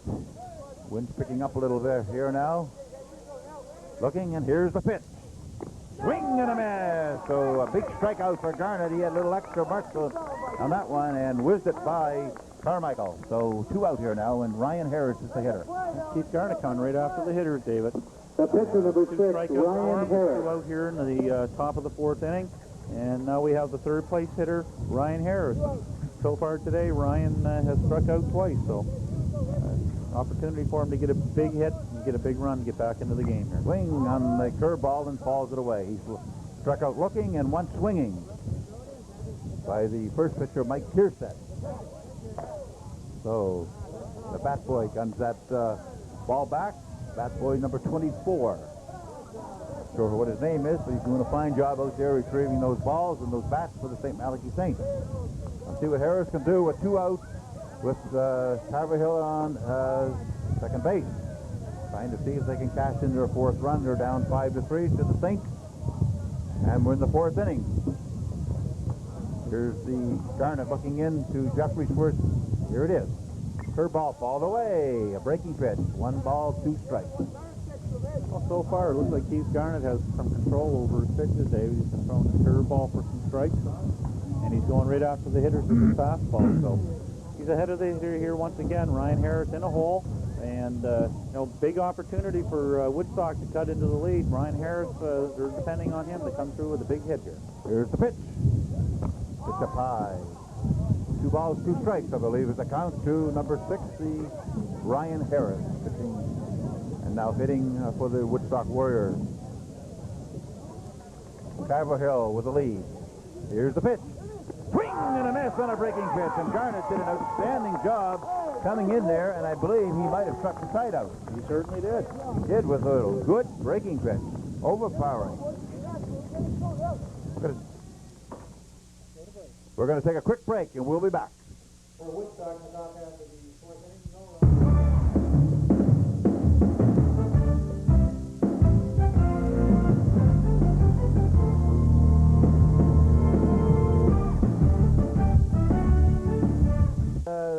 Batting is number 10, Terry. Who is it? We have Timmy Edison at the plate for St. Malachy. Timmy in his first at bat struck out David, and Ryan Harris here pitching in the bottom of the 4th inning. Here's the pitch. Swing on that breaking pitch. 1 ball, 1 strike to Edison. Saints batting here in the bottom of the 4th, leading 5-3 over the Woodstock Warriors in the championship game here at Memorial Field. Yeah, quick rundown on Keith Garnett. He gave up 1 hit and struck out 3 in the first appearance here in the game. There's a high-powering fly ball hit deep to left. Left fielder has a long run going over, and he makes the play. Yeah, he got it. Nice play. He had to reach back to grab that, and what an excellent play there by the left fielder, Corey Steers, Dave. The wind, as we've been telling the fans out there, is blowing from left to right, so he was running hard to the line. Then he had to put his brakes on. Here it comes, David. You can see him. Ball's hit high in the air by Timmy Edison, and here comes the left fielder, Steers. And he's running hard, and all of a sudden he goes, uh-oh, got to put the brakes on. And there he goes, and he reaches back and catches it. And the ball would have landed in fair territory if he didn't catch it. Nice play. Here's the pitch to Ben Gibbs. Hard ground ball down to the third baseman. takes the hop, guns it over, and the play goes 5-3. Yeah, nice Took a play. tricky hop. He had to play back up and take that trick hop, and so Gibbs is out going 5-3. Yeah, that was Sean Forrester making a nice play on the first pitch swinging by Ben Gibbs. Now there's 2 out, and Woodstock coming out here in the bottom of the 4th inning, just showing the leather here to start off. So they're still in this ball game. It's only a 5-3 ball game. Ryan Harris is settling in here nice. He's retired the last 5 hitters in a row. And if they can get out of this inning, David, and manage to scratch away, you know, we're going to have a real tight ball game here. Excellent ball game for a provincial championship final. Rob Jeffries has singled, and he's grounded out, I believe, and scored a run. Strike 1 on Robbie with 2 out here quickly in the bottom of the 4th. Here's Harris's pitch. Curveball hit down to the shortstop. Oh, he boots it, comes up gunning, and makes the play. Even though Robbie's got great speed, he had lots of time to gun his throw, going over from 6-3. Carmichael played it well. Well, that's an efficient inning for Ryan Harris, David. 5 pitches, retired 3 hitters in a row. There was no runs on no hits and no errors. And here we go. We're going to take a look at Rob Jeffrey at the plate. Carmichael bobbled it, picked the ball up. Jeffrey runs down and just out by a half a stride. And as you see, Stevie Hashie giving him the out sign, the umpire down first base. Stevie doesn't miss too many of them, David. He's the umpire-in-chief here in St. John. And he does a fantastic job organizing all the umpires and putting on clinics in the preseason. And a lot of people out there don't understand, the difficulties of getting umpires out and training them and making sure that they're, quality umpires out there for these games. So the umpiring crew of Lee Hamilton and Steve Hash and Andrew Higgins are 3 of the better umpires here in the southern part of the province, and they're doing just a great job out there. So Ryan Harris has settled in, David. He's retired 6 hitters in a row. So after 4 complete innings of play, St. Malachy Saints 5 and the Woodstock Warriors 3, and now coming up to lead the top of the 5th inning off for the Warriors will be Andrew Wright, the 4th hitter in the lineup, and then the 5th hitter Craig Carmichael, and then Brad Lawson, the catcher, will be coming up here in the top of the 5th inning. Right. We have Keith Garnett coming out for his second inning of work after Mike Kiersted pitched the first 3 innings, David, and so far Keith Garnett has 3 strikeouts in his first inning, and he's been pitching very well. So key right now for Andrew Wright is to be patient, I think, David, at the plate. They need runners, get runners on base, get Keith Garnett out of his windup where he's feeling comfortable at the moment, and perhaps Woodstock can just peck away here, go a run at a time, but we have just a great ball game going on here at Memorial Field in St. John, New Brunswick. Okay, thank you for those remarks. And Roger tells me that Stephen Hashie has a nickname. The nickname is Joe Brinkman. Joe Brinkman. Must be because he has a quick finger to throw guys out, Dave. Is that I have not no Brinkman's, idea. That's what Roger said, that he reminds him a lot of Joe Brinkman. Oh. Yeah. So anyway, we'll see what Stephen makes, see what he thinks of those comments. We certainly won't call him Joe. But anyway, we're ready to roll here in the top of the 5th inning. Leading up for Woodstock in the top half of the 5th inning, first baseman number 11, Andrew Wright. Okay, number 11 coming up is Andrew Wright. What's he done? He is hit by pitch. He scored 2 runs, Terry, and I believe he's walked. Well, as a matter of fact, Dave, he only scored 1 run. It was Andrew Wright was the man on third base. You're right. In the That 3rd run did inning not when count. there was the runner interference in between first and second base, which was a key play in the game. Woodstock would have had only 1 out with it would have been a 5-4 ball game for them. So here's the first pitch by Garnett, high and away, ball 1. And that could be the turning point in the ball game, David, that particular play. And would have tied the ball game up for Woodstock, and they would have had bases still loaded, and tie ball game with only 1 out. There's a ground ball tipped off the glove. Second baseman's coming in. He may have a play at first, guns it over, and oh, he's saved. He just beat it out. Great effort. That ball tipped off the glove of Keith Garnett, and at second baseman came in and tried to make a play which just couldn't quite get it over. And that was the second baseman was Ronnie Barton. Ronnie Barton. Yeah, good play all around. You can see it off the glove of Garnett, and here comes Ronnie Barton. Ronnie's coming hard, and Wright's running hard down the line. He picks it up, throws it over to the base quickly, and as you can see it, another bang-bang play, and Steve Hash, you're right there to make the safe call. Pitch down low.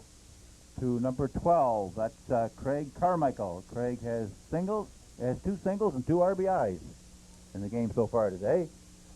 So Garnett holding that runner right, handy the first base with a toss over to first by Keith Garnett. So Woodstock's got what they want, David. The leadoff man on here in the top of the 5th There's a inning. hard ground ball. Could be 2. Up over to second base. There's 1. Ferguson over to second. Safe. But they got the lead runner. Great play going. That was Barton to Ferguson. 4 to 6 with a force out on right, and the relay just Carmichael just beat that relay on to first base. We're seeing some awfully good defense out there today, Dave. I mean, with the wind playing tricks on a few of the pop-ups. Now, other than that, it's been a good, sound defensive ball game, and St. Malachy is just shy of turning the double play over. Good feed by Ronnie Barton, and Josh Ferguson turned it quickly, but just missed him by a hair at first base. Now batting is the catcher, number 55. That's Brad Lawson. What's Brad done so far today, Terry? Well, we have Brad Lawson in the first inning, got on with a walk, and had a single in the 3rd inning. Here's the pitch. Up high. So he's 1 for 2. 2 balls, no strikes to Lawton. Carmichael is the runner. Craig Carmichael, the runner first. We got 2 out here. Well, we have 1 out. Sorry, that's right. The leadoff runner get on 1 out. Okay, here's the pause. Here's the pitch. Strike. On the outside part of that plate. 2 balls and 1 strike to Lawson. Carmichael looking, both Lawson and Carmichael looking over at right, the head coach. Barney Wright at third base coaching. Here's the pitch by Garnett. Up high. So he's behind. I believe it's 3-1. 3 balls and 1 strike to Brad Lawson. See what the signals are looking down. Here's the pause. Garnett holds Carmichael close with a toss over to first. Saints leading 5-3. We're in the top of the 5th inning. Game moving along fairly at pretty good pace here. Here's the pause and the pitch to Lawson. Oh, and it's inside. Just ball 4 anyway. So that puts the men on first and second with only 1 out, and coming to bat is the Corey Stairs, I believe. No. What we got here? Number 20. Yeah, that's right, 25. Corey Stairs went in. Number 25, Corey Stairs. I believe you got a ground ball out and get an RBI, Terry. Yeah, I mean, that was the matter of fact. Corey Stairs was the player who hit the ball during the interference call, David. No RBI, right. So there was no RBI, no run scored. He came in the pitch hit for Joel Schreiber. Right on. With the bases loaded with 1 out in the 3rd inning, and that was the play, the interference play. So here he is with 2 men on. Right fastball in there. Keith Garnett trying to keep ahead of these Warrior hitters. Up by 2. 2 runners on. Craig Carmichael on second. And Brad Lawson is the runner at first. Here's the pitch. Line drive. Back took a big pop. Off the mound. Bounces around, and that saved a run. On a ground ball smash, it hit the rubber and stayed without going through the center field. So that definitely saved a runner, because that probably would have scored Carmichael.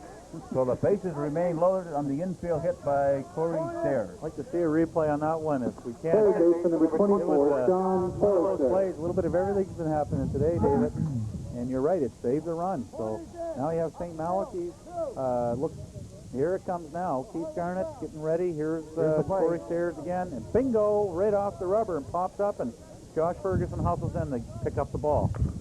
There's another ground ball. That could be a play at second base. Throws, guns his play to first, safe at first.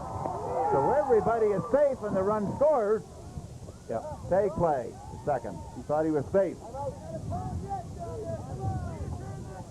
There is a play at second base, an out recorded on the tag. So that is 2 out now. The run did score from third base. It makes it 5-4. That was a fielder's choice play. And what happened was Sean Forrester grounded to Ronnie Barton. And the ball was right on the baseline when he fielded, David. And he reached out and he tagged the runner, Corey Stairs, going down the second base. No force out. So it was a tag out at second base. And he threw it to first. And once again, an awful lot of close calls down at first base. And Steve Hashey made the safe call once again, the right call. Stevie's right there on the base making the call. And now we have runners on first and third. 1 run did score on that. We have 2 out, runners on first Courtesy and runner. third, and we have a 5-4 baseball game. So now we have Running Mike for the catcher, McBride third baseman, coming number up 35, Stephen with Carmichael. runners on first and third with a chance to tie the game. Okay. Here's the pitch by Garnett. Up high with a fastball. The hitter is number 39, The right fielder, Mike number 39, McBride. Mike You have a courtesy McBride. runner going in. You can run for your catcher, so they took out Brad Lawson and put in number 39, Carmichael. Here's the pitch. Just inside. 2 balls, no strikes. Garnett wanted that pitch awful bad. He thought it hit the inside part of the plate. Andrew Higgins said it was inside, so it's 2 balls and no strikes. Keith Garnett. Well, we have a hitter's count here for Mike McBride. Should be looking for something he can handle here, David. Here's the pause. And steps off, will take the third. No play. Still remains 2 balls, no strikes. McBride's the hitter. Carmichael is the courtesy runner in third. And the runner in first. There's a hard ground ball hit the short. Big hop. Guns it over. Went the short way. Ferguson over to Barton. Play going 6-4. And we'll have the summaries in the top of the 5th. Well, in the top of the 5th inning, Woodstock scored 1 run. And they collected 2 hits. No St. Malachy St. Airs with 2 runners left on base. So the score after 4.5 innings of play, the Woodstock Warriors cut into the St. Malachy's lead. It's 5-4 for St. Malachy. So coming up at the bottom of the 5th inning for St. Malachy St. is the number 2 hitter, Ronnie Barton. Ronnie's, gone 1 for 2 on the day. He had a double in the first inning. And the second hitter will be Josh Ferguson. And the third hitter in the inning will be Mike Kiersted, the cleanup hitter. So we have an exciting ball game. Ryan Harris warming up here to start pitching here for the bottom of the 5th inning. Ryan's been pitching a pretty good game. He's retired 6 batters in a row now, David, and he hasn't really thrown a whole lot of pitches. Like I was saying earlier, he had quite an efficient inning last inning. He went 3 up, 3 down, and he only threw 6 pitches. So Ryan Harris's arm is certainly fresh at this moment of the game, David. He can still continue on pitching. His pitch count's only around 52 for the game. So St. Malachy's, once again, need Ronnie Barton to start it off. It looks like whoever gets the last at bats here could win this ball game, Dave. We've got a nice, tight ball game, 5-4. So we're going to think they're coming up in the bottom of the 5th inning, as Terry indicated, leading up 5-4 lead. Sun's starting to come out a little better now, Terry. The bottom half of the 5th inning. We'll see what takes place Second here. baseman, number 4, Ron Barton. Ron Barton coming up for the Saints. And Ron has doubled as an RBI and grounded out. He's up for his 3rd time and see if he can get things rolling for the Saints. They like to add some runs to their 1-run lead here in the bottom of the 5th inning. Cool, brisk day here at Memorial Field, and fans are still hanging around to see who's going to win this week and who's going to be the champion high school baseball team for New Brunswick. Here's the pitch. Ball inside.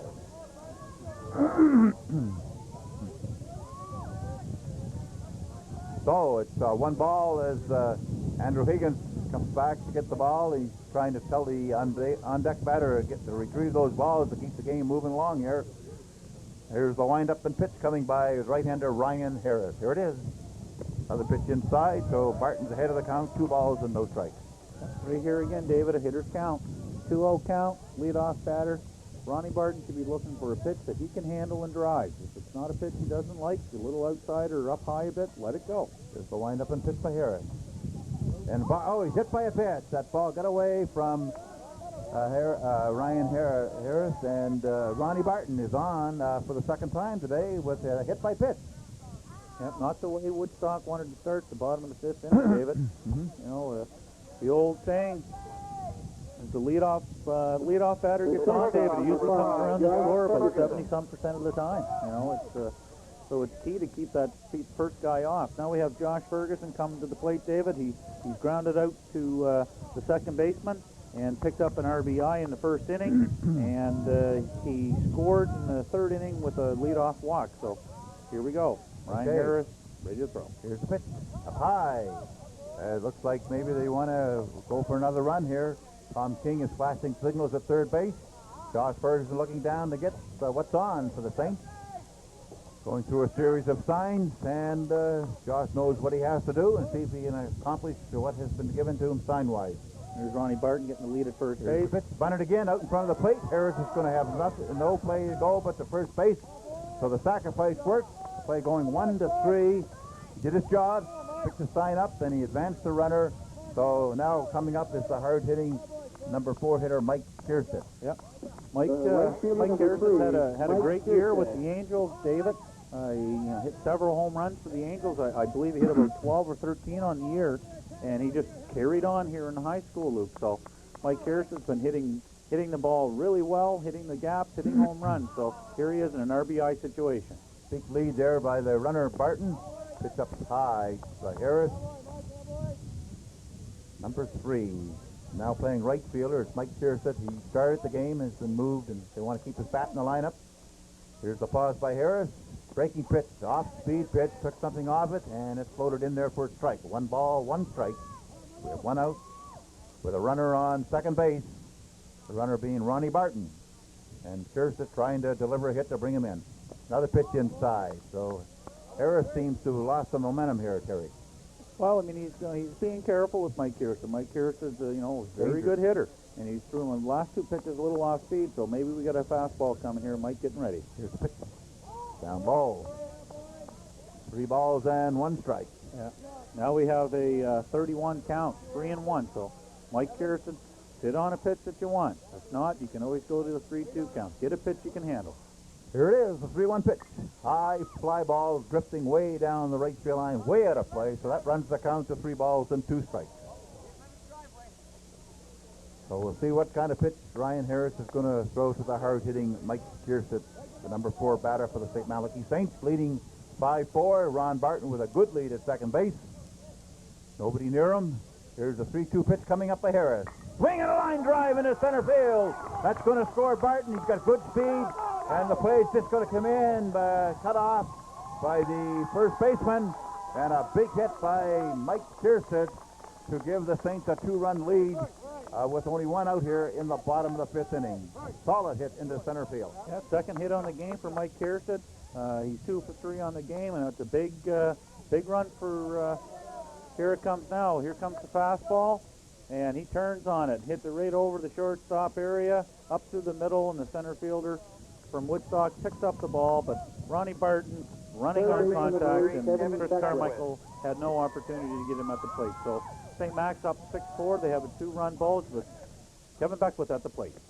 Pitch outside, number 8, Kevin Beckwith. Played steady game at third base for the Saints. Yeah, Kevin right now is 0 for 2 in the game. He's flown out to right field in the first, and in the third, he grounded back to the pitcher. Here's the pause, and the pitch by Harris. Here's a line drive. That's going to be down in the left field corner. It's going to roll all the way to the wall. The left fielder hustling over, and Mike Kierstead strolls into third base. I thought that ball might get to the wall, but it died in the grass out there. But another solid hit in the left field by the third baseman, Kevin Beckwith. He hit it well. So that puts runners on second and third, only 1 out, and here comes Coach Barney Wright going to the mound and walking very casually and slowly to the mound to talk to his right-hander. So they have men in second and third, only 1 out, and the Saints have a big threat going here. Yeah. It's an opportunity right now for St. Malachy's to open up a 4-run lead. They're up 6-4 right now in the bottom of the 5th inning. Here it comes now. Kevin Beckwith in the plate, fastball inside part of the plate, and Kevin Beckwith turns on it, and the left fielder hustles to get the ball. It slowed up, and he managed to get the ball in quick enough to hold Mike Kierstead from scoring. And so we have Kierstead at third base, and Kevin Beckwith at second. Brad Higgins coming up with 1 out. Man on second and third. St. Malachy's up 6-4, and Barney Wright has come in to tell his infielders you have to come in. So Brad Higgins is up with the fielders playing in to try to cut the runoff at home plate. Okay, Brad Higgins got an opportunity now to break this game wide open for the Saints. Pitch down low. Brad Higgins so far has singled at an RBI and grounded out.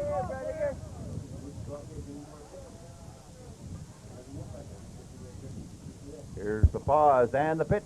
Higgins falls it back. 1 ball, 1 strike, way out into the street. 1 ball, 1 strike. The outfield's very shallow too, Terry. Yeah. Well, they're looking with the wind factor and all that, and they don't believe that Brad's going to be able to put it over their head. So Woodstock better hope that Brad doesn't get a hold of one, because it'll certainly score 2 runs and a good chance for a triple for Brad if he can get it over the outfielder's heads. But we have a 2-1 count, and Brad Higgins looking to punch a ball through the infield and pick up a couple more runs for St. Malachy. Here's the pitch. Long ground ball hit to the second baseman. He does hold a runner and guns his play over to first, so he hit it sharply, but right to the second baseman. He held the runner at third, and the play goes 4-3. Yeah, good play. Good play by Brendan Caverhill. Did the job. The ball was hit right at the second baseman. He looked over third base to check Mike Kiersted. Mike Kiersted wasn't going on contact, so Barney Wright, the trip out to the mound, worked for Woodstock. So now we have 2 out, runners on second and third. And here's Keith Garnett, the pitcher, who came in for Mike Kiersted in the top of the 4th inning, and this will be Keith's first plate appearance. He's replacing Danny Marr in the batting order. Okay, he played midget ball for the St. John Expos. There's a pitch on the outside part of the plate. Good, sharp fastball to get ahead of Keith Garnett. Strike 1 by Harris. 2 out here. Men on second and third. We have time called here. The umpire, Steve Hashey, made a call of time. Keith Garnett's glove fell out of his back pocket. Now he's just putting it back in, and here we go. The umpires are ready to start the game. Here's the 1-strike pitch coming up to Garnett. Swing, and he's fooled on that breaking pitch.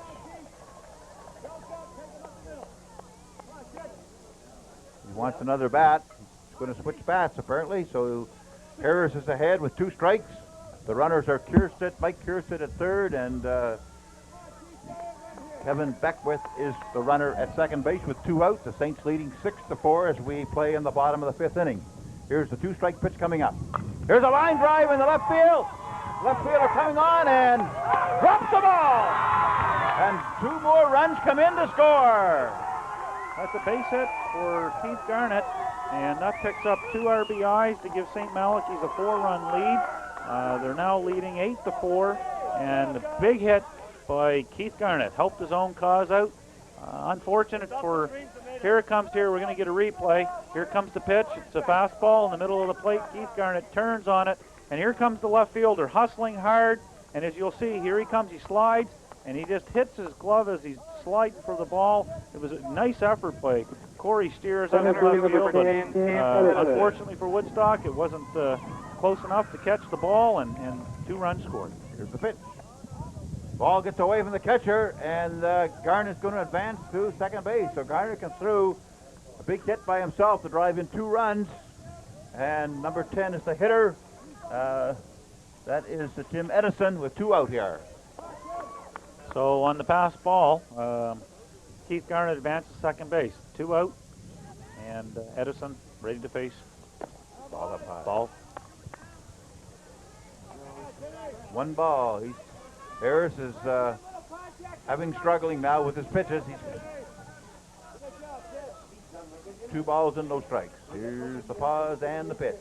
Swing and a foul. Yeah, he's got 21 pitches this 2 inning, balls Dave. and 1 strike. For the game, he's up only to 61, so, you know, maybe the pitches are starting to get to him now, and St. Malachy's leading 8-4. 2 out, man on second base. Here's the pitch.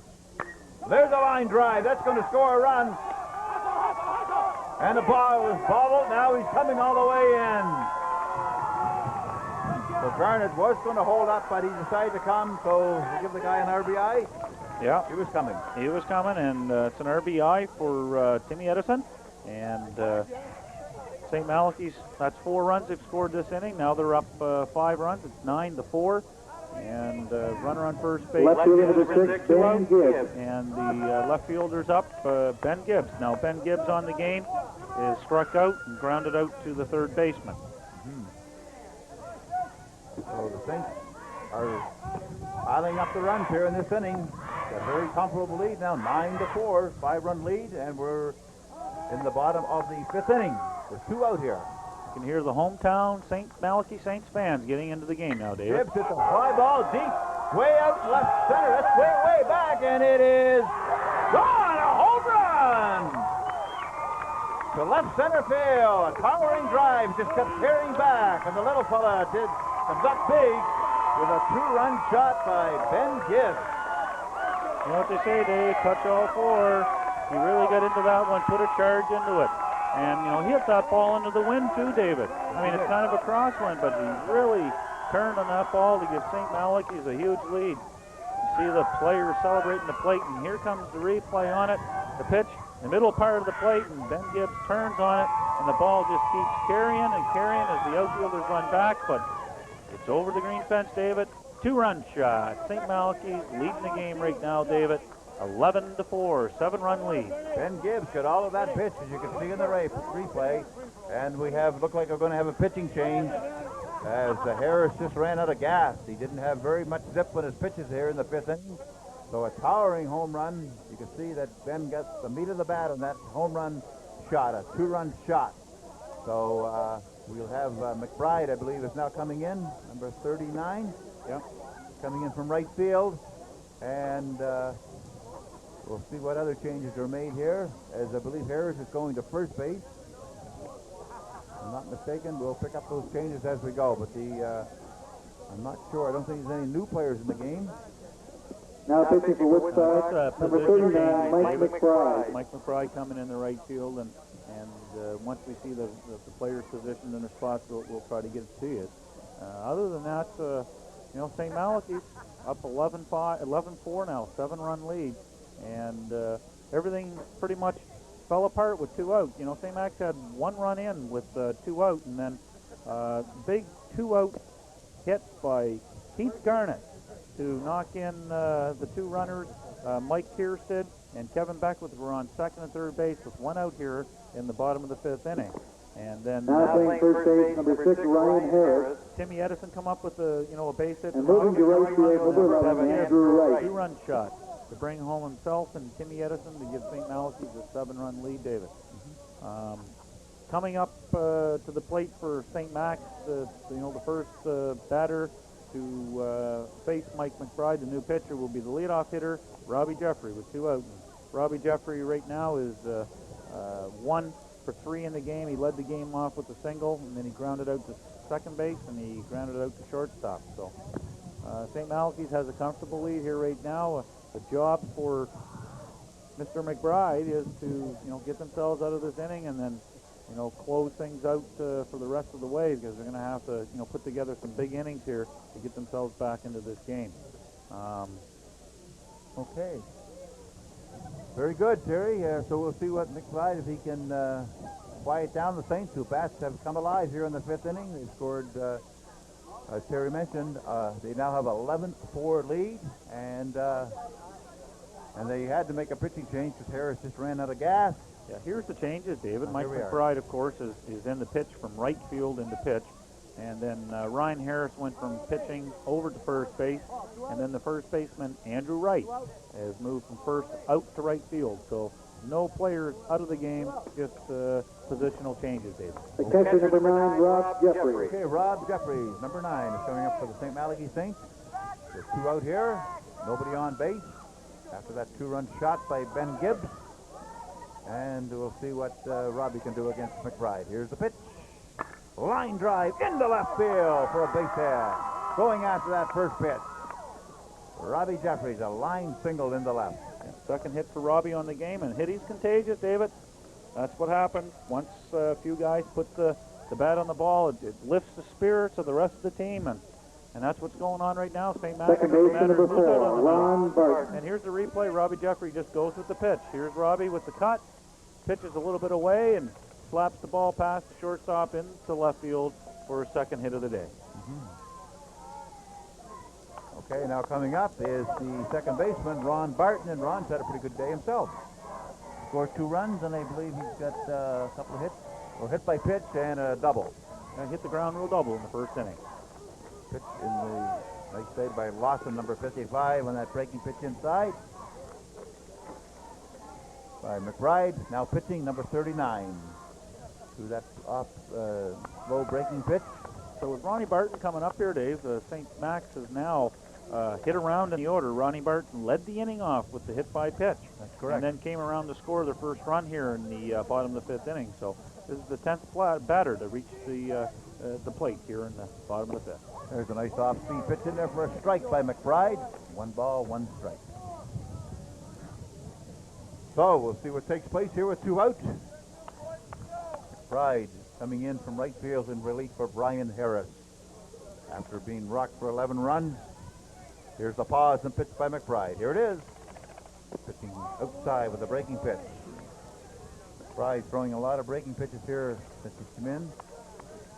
And he wears number 39, and he's a right-hander. So it's 2 balls, 1 strike to Ron Barton. Base runner is Jeffries. Here's the pause and the pitch. Up high. So he's getting behind the hitters here. 3 balls and 1 strike. Looking in to get a sign from catcher Lawson. Takes a long look in for a signal. Here's the stretch, and here's the pitch. Popped up, and it's up into the net. Foul ball up into the stands. The fans get excited.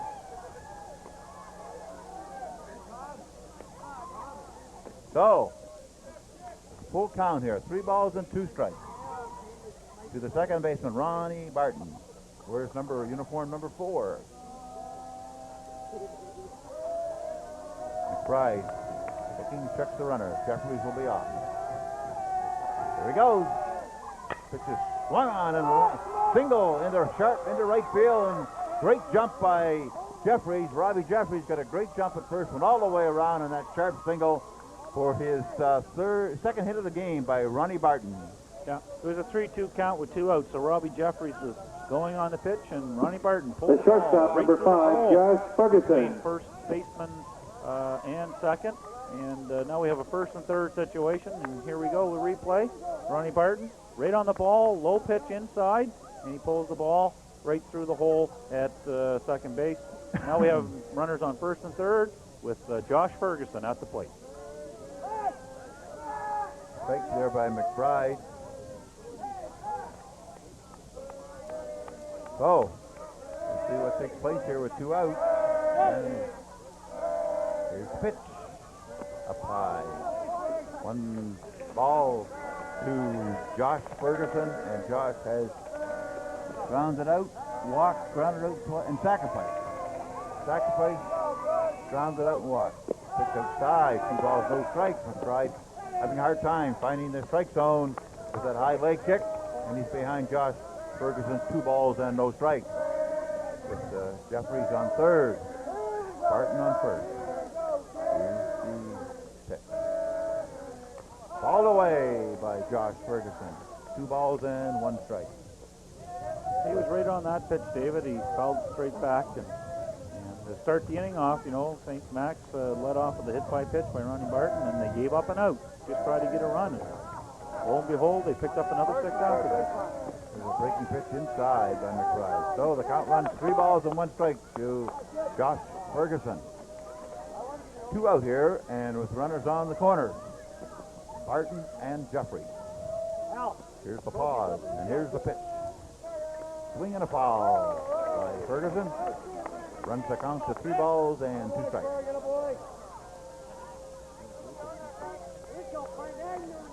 Three balls, 2 strikes pitch coming up by the right-hander McBride, looking in to get his signal.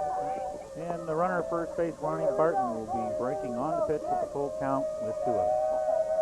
Here he goes. Swing, and that is off the glove. And another different play we've had today, David. Nice play out there. Line drive off the pitcher, and it sits high up in the air, and it was caught for the second baseman. Caverhill, I believe. I don't think I've ever seen a pop out or a fly out or whatever you want to call it, Dave. It went off the pitcher, so the scoring on that would be a pop out from 1 to 4. So the first time I think I've ever seen a play like that in all the years I've been watching baseball, David. We'll have to see, but anyway, let's get the summaries, Terry, in that inning for this thing. Well, St. Malachy's. Well, first time we'll see the replay, David. Here's the batter, Josh Ferguson, a line shot. Right back at the pitcher, got his glove up and tipped it. And then the ball went up in the air, and Caverhill went back on the ball and caught it as he jumped. And it was a nice play. For St. Max, the bottom half of the 5th inning. Bottom half 6 runs on 6 hits. 6 runs on 6 Woodstock hits. No errors. Woodstock errors. And 2 basemen left. Left on base, David. The score after 5 complete innings. After 5 St. complete Malachy innings. Saints St. Malachy 11. Saints are 11. Woodstock Woodstock Warriors Warriors 4. 4. So starting off for Woodstock here in the top of the 6th inning, David, they have their leadoff hitter, Brendan Caverhill, who made the final out here at second base off the pitcher's glove to lead off the inning here for Woodstock. And Keith Garnett, now he has a 11-4 lead, 7 runs. Right. Just for for his sake, just come on out and throw strikes now, David. Come right after the hitters, no messing around, and then it, all it is 6 outs. One at a time. Take the outs. Don't worry about runs right at the moment. Leading out for Woodstock is off after the Looks 6th like inning. if they can hold Second on, baseman number 7, Brendan Caverhill. the provincial champions here in the NBIAA Baseball. It's looking good right now for the Saints. Leading off in the top of the 6th inning is Brendan Caverhill. He's grounded out. He has a RBI on a ground out, and he's got a double. So see what he can do here for the Warriors here as they bat against Garnett, Keith Garnett. Here's the windup and the pitch. Down low for ball 1. Ball gets away from the catcher.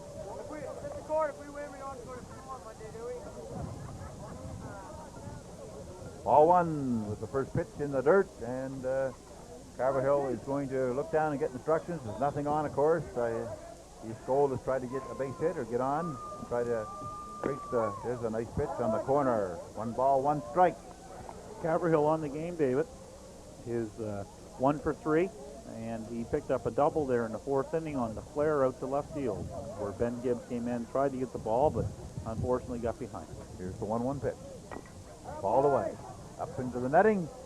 So Garnett gets ahead of Caverhill. 1 ball, 1 strike. Or sorry, 1 ball, 2 strikes. So, see what takes place here. Garnett certainly has done an outstanding job for the Saints, coming in relief of Mike Kierstead. And here's the windup and pitch by Garnett.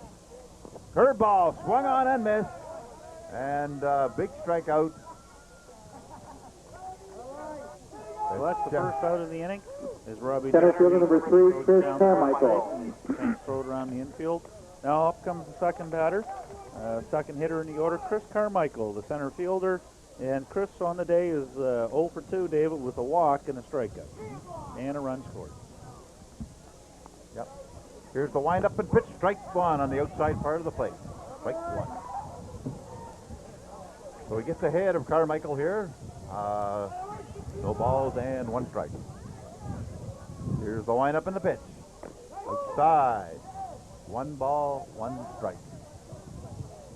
Batter is, as mentioned, Chris Carmichael. Here's the windup and pitch by Garnett. That ball ground breaks back to the mound. A nice play by Garnett as he fielded that hard smash. Nice play by Keith Garnett, a hard comebacker, and he stayed with it. Difficult play, and managed to get his glove up, David, and flipped it over to first base to Brad Higgins for the The second. first baseman number 6, Ryan Goes Harris. 1 to 3. And here's the coming up now is Ryan Harris. And Ryan hasn't had a good day tonight. He has struck out 3 times. Well, hopefully he can stay away from the old 4 strikeouts, David, the old golden sombrero. So he's looking here to get something started with 2 outs. Fastball swung on and missed. 1 ball, 1 strike. Garnett is squaring back with a little extra now. Where's number 12? Looking in to get his sign. Here's the windup and the pitch. Nice breaking pitch, sharp breaking pitch. 1 ball, 2 strikes. Keith Garnett coming right at him, like I was saying earlier, David, getting ahead of the hitters and looking to put the game away. 2 out here in the top of the 6th inning. Here's the windup and pitch by Garnett. Another curveball. This one's up a little bit high, so that runs the count. 2 balls and 2 strikes. 2 out here as Woodstock bat in the top of the 6th. 11-4 is the score, as you can see on your screen, for the St. Malachy Saints. Here's the windup and pitch by Garnett. Beautiful sharp breaking pitch in there, and Harris has struck out for the 3rd time in this game, and 4th time. Yeah. 4 strikeouts for Harris. That's correct. So in the top of the 6th inning for Woodstock, David, they went down 1, 2, 3. No runs, no hits, no errors, no runners on base. Score after 5.5 innings. St. Malachy Saints 11-4. Here comes the last pitch on the strikeout here. Keith Garnett throws For the Woodstock, pitch, top half of and the it cuts sixth to inning, the no other part of runs, the no plate. hits, Andrew Higgins no St. Malachy brings him up errors, for the no fourth base hitters time left. today. And score after back 5-1 half to inning. start off the bottom of the sixth St. inning. Max David. 11, Up Woodstock 7 4. runs. Leading it off for St. Malachy's will be the pitcher who started the game, and then Keith Garnett, of course, came in relief with Mike Pearson. So Mike steps to the plate as the first hitter. He's 2 for 3 on the day. He scored 2 runs. He got on with an error in the first inning and picked up a couple of hits. And batting second, the fifth hitter, Kevin Beckwith, and coming up third in the inning will be Brad Higgins, first baseman. Okay. We'll see what takes place here in the bottom of the sixth inning. Not a good game for Ryan Harris. He was batting in that number 3 spot, and he struck out 4 times, and he hit the ball well in the game earlier. But Garnett and Kirsten certainly had his number today, as they both had struck him out twice. Yeah, it's one of those. 3 times looking, I think once swinging. Yeah, it's one of those days for Ryan. You know, he had a tough day out on the mound, and I'm sure he'll rebound. He's a quality ball player. He's a good athlete. And, an excellent basketball player, like I said, David. Had an opportunity to see Ryan play basketball, and very talented young man. Just an off day today, and it's a cool day out there too, and the wind's still blowing. The clouds kind of cleared off a little bit, so it's a sunny day, but with the winds, it's a little bit cool out there. But nice conditions for a championship. Leading off for St. Max in the bottom half of the sixth inning. October Right fielder number 3, Mike Kierstead. Okay, maybe we have a pinch hitter coming in. Number 13 is going to hit for the St. Malachy Saints. Hitting for St. Max, number 13, Paul Hickey. Paul Hickey is coming in to hit. So Tommy King's making a decision here to give some other guys on the team an opportunity to get into the game, and so Mike Harris is done for the day. Went 2 for 3. Had a good afternoon, David. Here comes the pitch to Paul Hickey. Here's the windup and the pitch. Strikes on the outside part of the plate. So, maybe, Terry, after we have a break in this next inning, you can give me your comments on who you guys are pulling for in the baseball playoffs. We'll talk to Bruce McDonald. His Expos certainly aren't there. And I don't know, Terry, they say you're on the fence, Terry. I don't know exactly who you cheer for, so we'll... I'm an Expos fan. I've been hurting for a long time, Dave. Okay. So here's the windup and pitch by McBride. Swing and a miss on the off-speed pitch. Well, I think the Yankees look pretty good, David. I mean, they've wrapped their series up. And, Texas is a very quality baseball team, and, the Yankees handle them. They seem to have their pitching working for them. So the Yankees look good out of the American League. Another curveball swung on and missed. So Hickey went down swinging on that big high curveball by Mike McBride. Yes, the Yankees have outstanding pitching, no doubt, as they just mowed. Third baseman number 8, Kevin Beckwith. I think Bruce is cheering for the Cleveland Indians. They're probably playing Boston right now in the cool Fenway Park. Nomar. Go Nomar. Okay, who we got here? Number 8. Is he still in the line? Kevin Beckwith up at the plate, third baseman. Here's the windup. Pitch down ball. Kevin's 1 for 3 on the day, David. Threw it to right field, grounded back to the pitcher, and had a big double in the breakout inning here, the 5th inning for the Saints, where they picked up 6 runs. Okay. So Cleveland and New York probably be in the next round. There's another pitch in there for a strike. Beckwith. Well, I just hope my slamming Sammy Sosa gets her going against Atlanta. I like watching that guy hit, so hopefully he can get that one to at least 5 games. But well, we'll pick that one up later on tonight too to see what's happening. Here's the pitch to Beckwith. Curveball, line up the gap. That's going to go all the way to the wall. That could be at least a double, maybe a triple. Beckwith with great speed is rounding around. The ball went under the fence, so it is a stand-up double, or a ground rule double, I should say, for Kevin Beckwith. There's holes in that fence out there, as you can see, and it rolled under the fence. So a ground rule double. The first baseman number 7, Brad Higgins. Second double on the game, and stepping to the plate now is the first baseman number 7, Brad Higgins, with 1 out, man on second base. And here comes Higgins. Brad Higgins. Here's the pitch. High. So you're cheering for the Cubs, but they'll probably go down the tubes tonight, Terry? Most likely, but, you know... Although that young Woods pitching, if he's not wrong with his his elbow's arm. fine, I guess, David. It is, eh? His elbow's fine. He's going to give it a shot. The other series is that's a good one. San Diego and Houston. Yeah, that's a pick anyone there. I think Houston's got better bats, but I think San Diego seems to have pretty good pitching as well. But I guess there's a little controversy if Randy Johnson's going to come and Brown pitching and tonight? Brown maybe Kevin too. Brown. Yeah, so it's going to be an exciting game. Well, it'll be interesting. Lots of good ball left in the tube. There's a towering fly ball. Hit down the left field line. Shortstop going over. It dives to the ball. It's ball. Oh, it's fair. Yeah, fair ball for Brad Higgins. So that's a base hit, and it was a really good effort by Craig Carmichael. I mean, he went all out. He dove for the ball, and it hit him as he dove with his glove. And when it did hit him, here was Andrew The Higgins pitcher, number 12, out to Keith sea, Garnett. right down the line. And he called it a fair ball. So we have first and third with one out, and up comes the pitcher Keith Garnett. Okay. Well, because Lee Hamlin couldn't make the play because he was way over to the left. So Higgins went down. He could see that I don't know if we got a replay on that one or not, but like you say, okay. So we didn't quite pick that one up. So anyway, it's a fair ball. Higgins followed up in that play because he knew Hamlin was out of position, and the ball dropped just like you said, hit a slug in fair ball territory.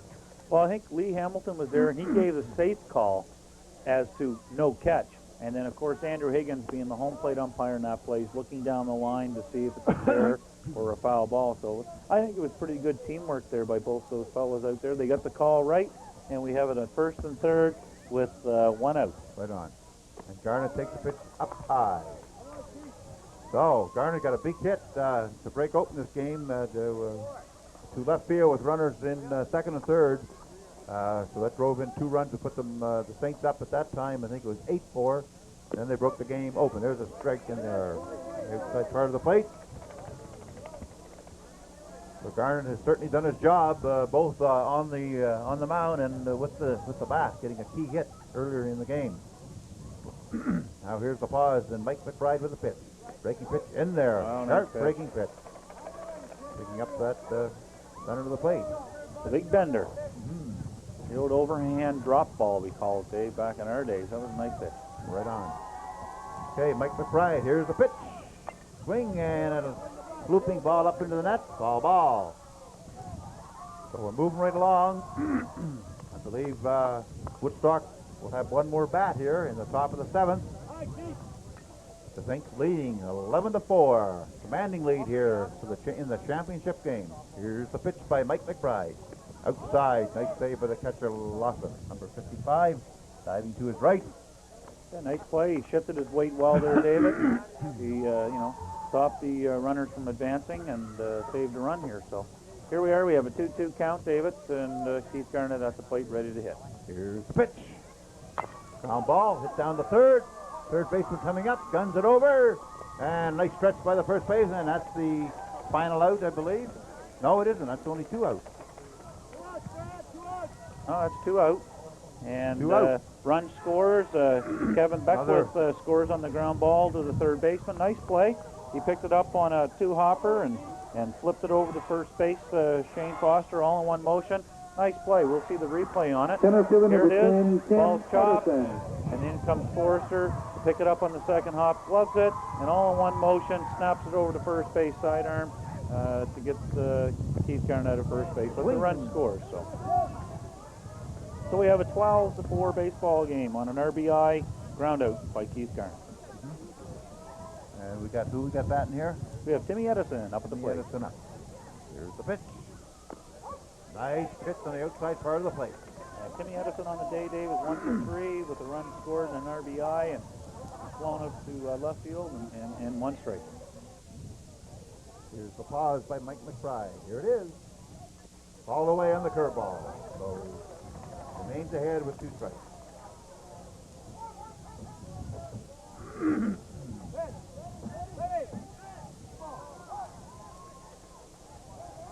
There's the pause. They want to get that ball that's in behind the screen or by the screen out of play, so they won't be having any mix-up in case there's a pass ball. There's another ball on the field. So the on-deck batter clears it away. This is Ben Gibbs. Here's the pitch. Another wild pitch.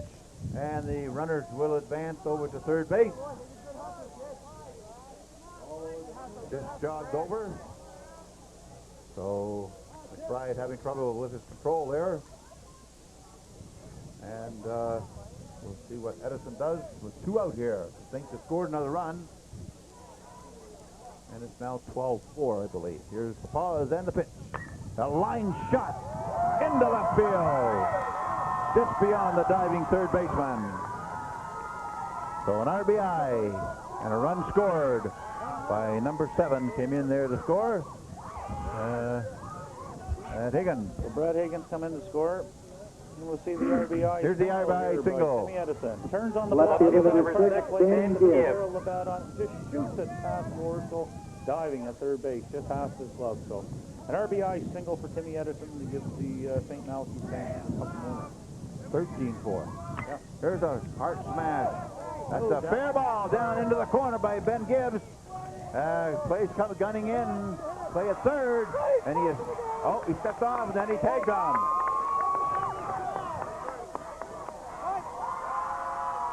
So he's safe at third base. So that was a single by Ben Gibbs. That's Ben's second hit of the game. As we remember, Dave, in the 5th inning, Ben Gibbs hit the towering drive to left center field, 2-run shot. And anyways, he picked up a second hit of the game. And now we have runners on second and third. And the leadoff batter for the St. Malachy Saints, Rob Jeffrey, comes to the plate. And looks like there's going to be a pitch hitter. Matt Beckwith is coming to the plate. So pitch hitting for Robbie Jeffrey is Matt Beckwith. And we have Barney Wright out on the mound talking to his pitcher McBride and just hoping to get themselves out of this. I believe that with the 10-run rule, David, in the baseball. So Pitching for Rob Jeffrey, Saints number can 11, manage here with Beckwith. 2 outs to get one more run. It's 13-4. If they manage to get one more run, it could end it right here. So Tom King pitch hitting, trying to get some of his players into the game to get a feeling of the happiness that's going on here right now. The crowd's into the game, and if Matt Beckwith can come through with a hit here, the game will be over. Pitch hitter Matt Beckwith with 2 runners on. Here's the pitch.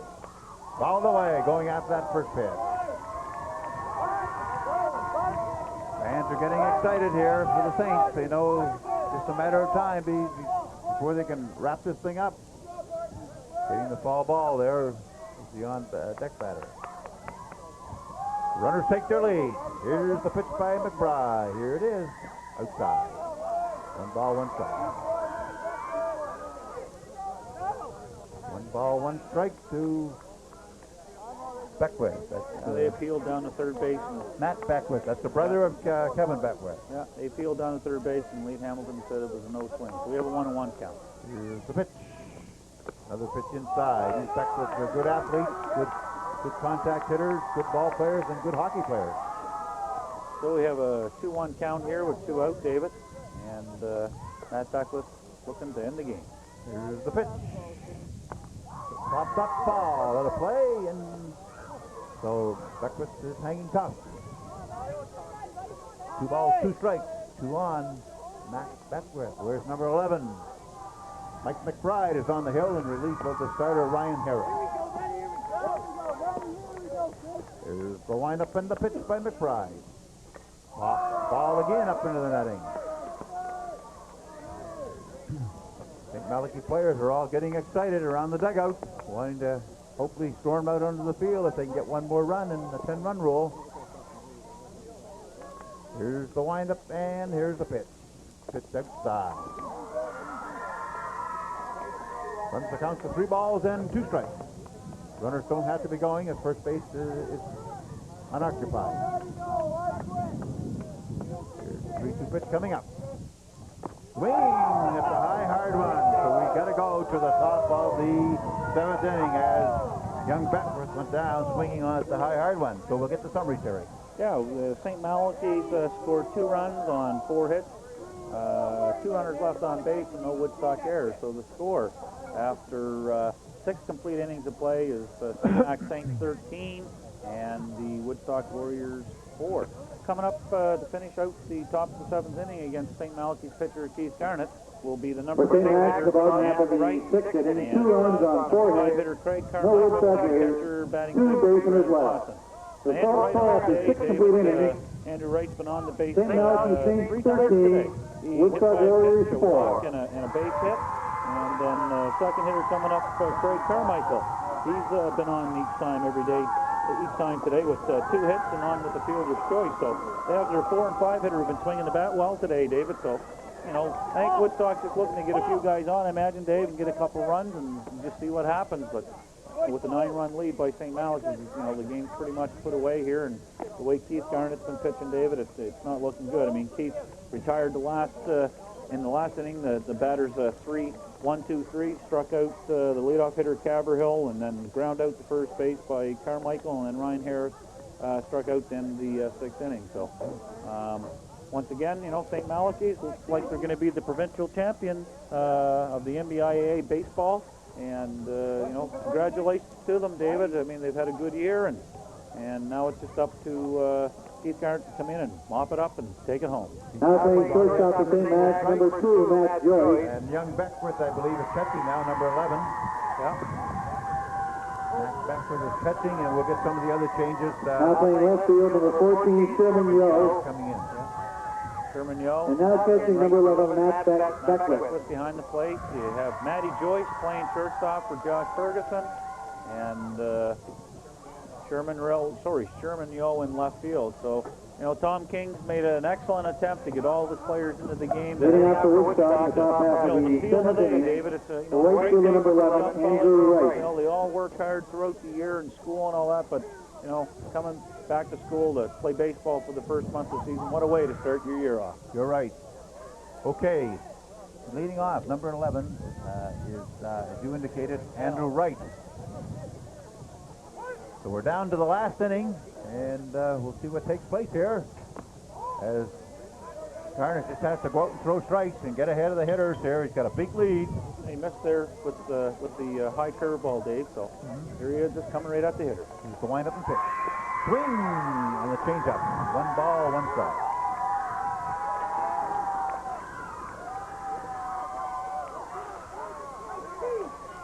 One ball, 1 strike coming up to number 11.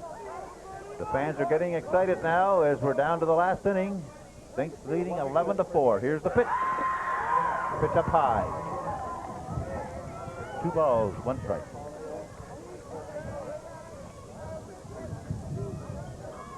And the crowd's starting to get into it. They can feel the excitement of the end of the game coming, David. Swing and a miss. So that's 2 balls, 2 strikes.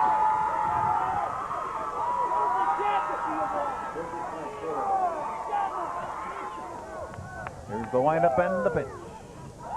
Curveball in there. Oh, nice backdoor Beautiful curveball. curveball. Sharp breaking pitch. The shortstop, number 12, Craig Carmichael. Garnett, Dave. Boys, oh boys, has he ever been pitching well? I mean, this is the start of his 4th inning, Dave, and that will be right now is 1, 2. That's 6 strikeouts for him in 3 1/3 innings. So Excellent job. yeah, did a great job coming in after Mike Pierce had come out and gave him a good gutty performance to start with, and so did Ryan Harris. Ryan, you know, he pitched a lot this weekend. You know, give some due to Ryan Harris. He gave a very good effort today, and you know, when you have a lot of pitches on your arm, Dave, it's tough to go out there and continue pitching, and you know, it's a gutty effort by Ryan Harris, and of course the Woodstock, you know, the whole team's played well out there. Just, you know, St. Max came today, and they were hitting the ball. You know, they've been hitting the ball all over the park today, and, you know, they're deserving of this 13-4 lead. Here comes Garnett on the pitch. Craig Carmichael's the hitter. Pitch just inside.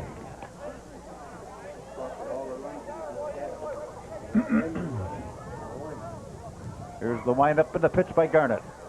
Here it is. Ground ball back to the middle, and it's going to go through into center field for a base hit. Yep, that's his 3rd base hit for the game. Great game by Craig Carmichael. Good hitter, center fielder, shortstop. The catcher, number Plays 55, key position. Brad Lawson. You know, he's been hitting well all year long. I mean, I know Craig from, you know, seeing him play Pee Wee and Bantam ball, and of course midget ball this year, David. And 3 for 4 on the day. He's been on base all day, every at bat. Okay, here comes the catcher, number 55, Brad Lawson. Here's the pitch. Nice pitch on the breaking pitch on the outside part of the plate. Strike one call. Yeah. Yeah, Keith Garnett just coming right at them. You're up 9 runs. Come right at the hitters. That's what he's doing. Here's the pitch. Swing and it's popped high up into the air. Center fielder should be able to camp under that and put it away. So out number 2. Yep, Timmy Anderson. Down now to their final out to clinch this championship. Yep, they all got a the bounce. championships of New Brunswick for the high schools. The fans are getting all excited. They're moving down now to go out to The left fielder, number 25, Corey Sayers. Corey Stairs, number 25. Down to the final out is Woodstock. As the Saints, just a matter of time now. 13-4. St. Malachy's in a big lead here, and we're in the 7th and final inning in the final baseball game in the province of New Brunswick. Here's the pitch. Just missed. Inside. I don't know if it's a final game, Dave. I believe that they brought baseball into the university loop, have they not? Oh, you're right. I forgot about the university. Yeah, we have university baseball. You're right. University Fredericton and is in the AUAA, I believe. Yeah, which is nice to see. Nice to see baseball at the university and collegiate level. You're right. Here's the windup and the pitch. Strike. Oh, it's up high. Okay, 2 balls, no strikes. Number 25 is Corey Stairs hitting. Here's the pitch. Right, good pitch on the inside part of the plate. 2 balls and 1 strike. I'm sure if it's 2-1, 3-1, David. Maybe 3-1. 3-1. Here's the pitch by Garnett. Popped high up in the air. Third base is going over, but I believe it's going to be out of play. Bounces around in behind the St. Malachy's dugout. So that runs the count now to 3-2. So with 3-2, the runner should be going with 3-2 count and 2 outs. So Brad Higgins is playing behind the runner at first base, and the runner will be off on the pitch. Okay, 3-2 pitch coming up. Not even paying any attention to the runner. Garnett's going to wind up. Here it is. Ball 4. So a little bit low and outside. So Woodstock faintly stay alive here. And they're going to have Sean Forster come. Third baseman, number 24, Sean Forster. Yeah, Sean on the game, David. He's been on base twice, but he's 0 for 3. Got on with an error. Grounded out to third base and on in the fielder's choice in the 5th inning. Okay. Here's the pitch by Garnett. The ground ball hit the short. Oh, and it's through under the glove, and the runner's going to score. Runs the throw back in. And they got to second base. And it's all over. As the Saints gun that throw in and got the runner going back to second base. A great relay in, and the St. Malachy Saints have won the New Brunswick High School Baseball Championship. They're going crazy out there, the fans, the players. Okay, so the final score, 13-4. As you can see, the Saints are the champions. A great relay in to get that third out, but that's the winning For Woodstock, at the top of the 7th inning, 1 run on 2 hits. So, no St. Mac there. Great victory for One the base and a Saints. run. Quickly on your closing remarks. Well, it was a good day for St. Malachy's, good day for provincial baseball. It was a nice day. It's good to see baseball at the high school level. I hope to keep it around for the future. And Woodstock, quick note on them. They were here and they played well. They gave it a good effort, David. Thank you, Terry Ferguson, Dave Ring, and Terry Ferguson signing off for TVNB from Memorial Field.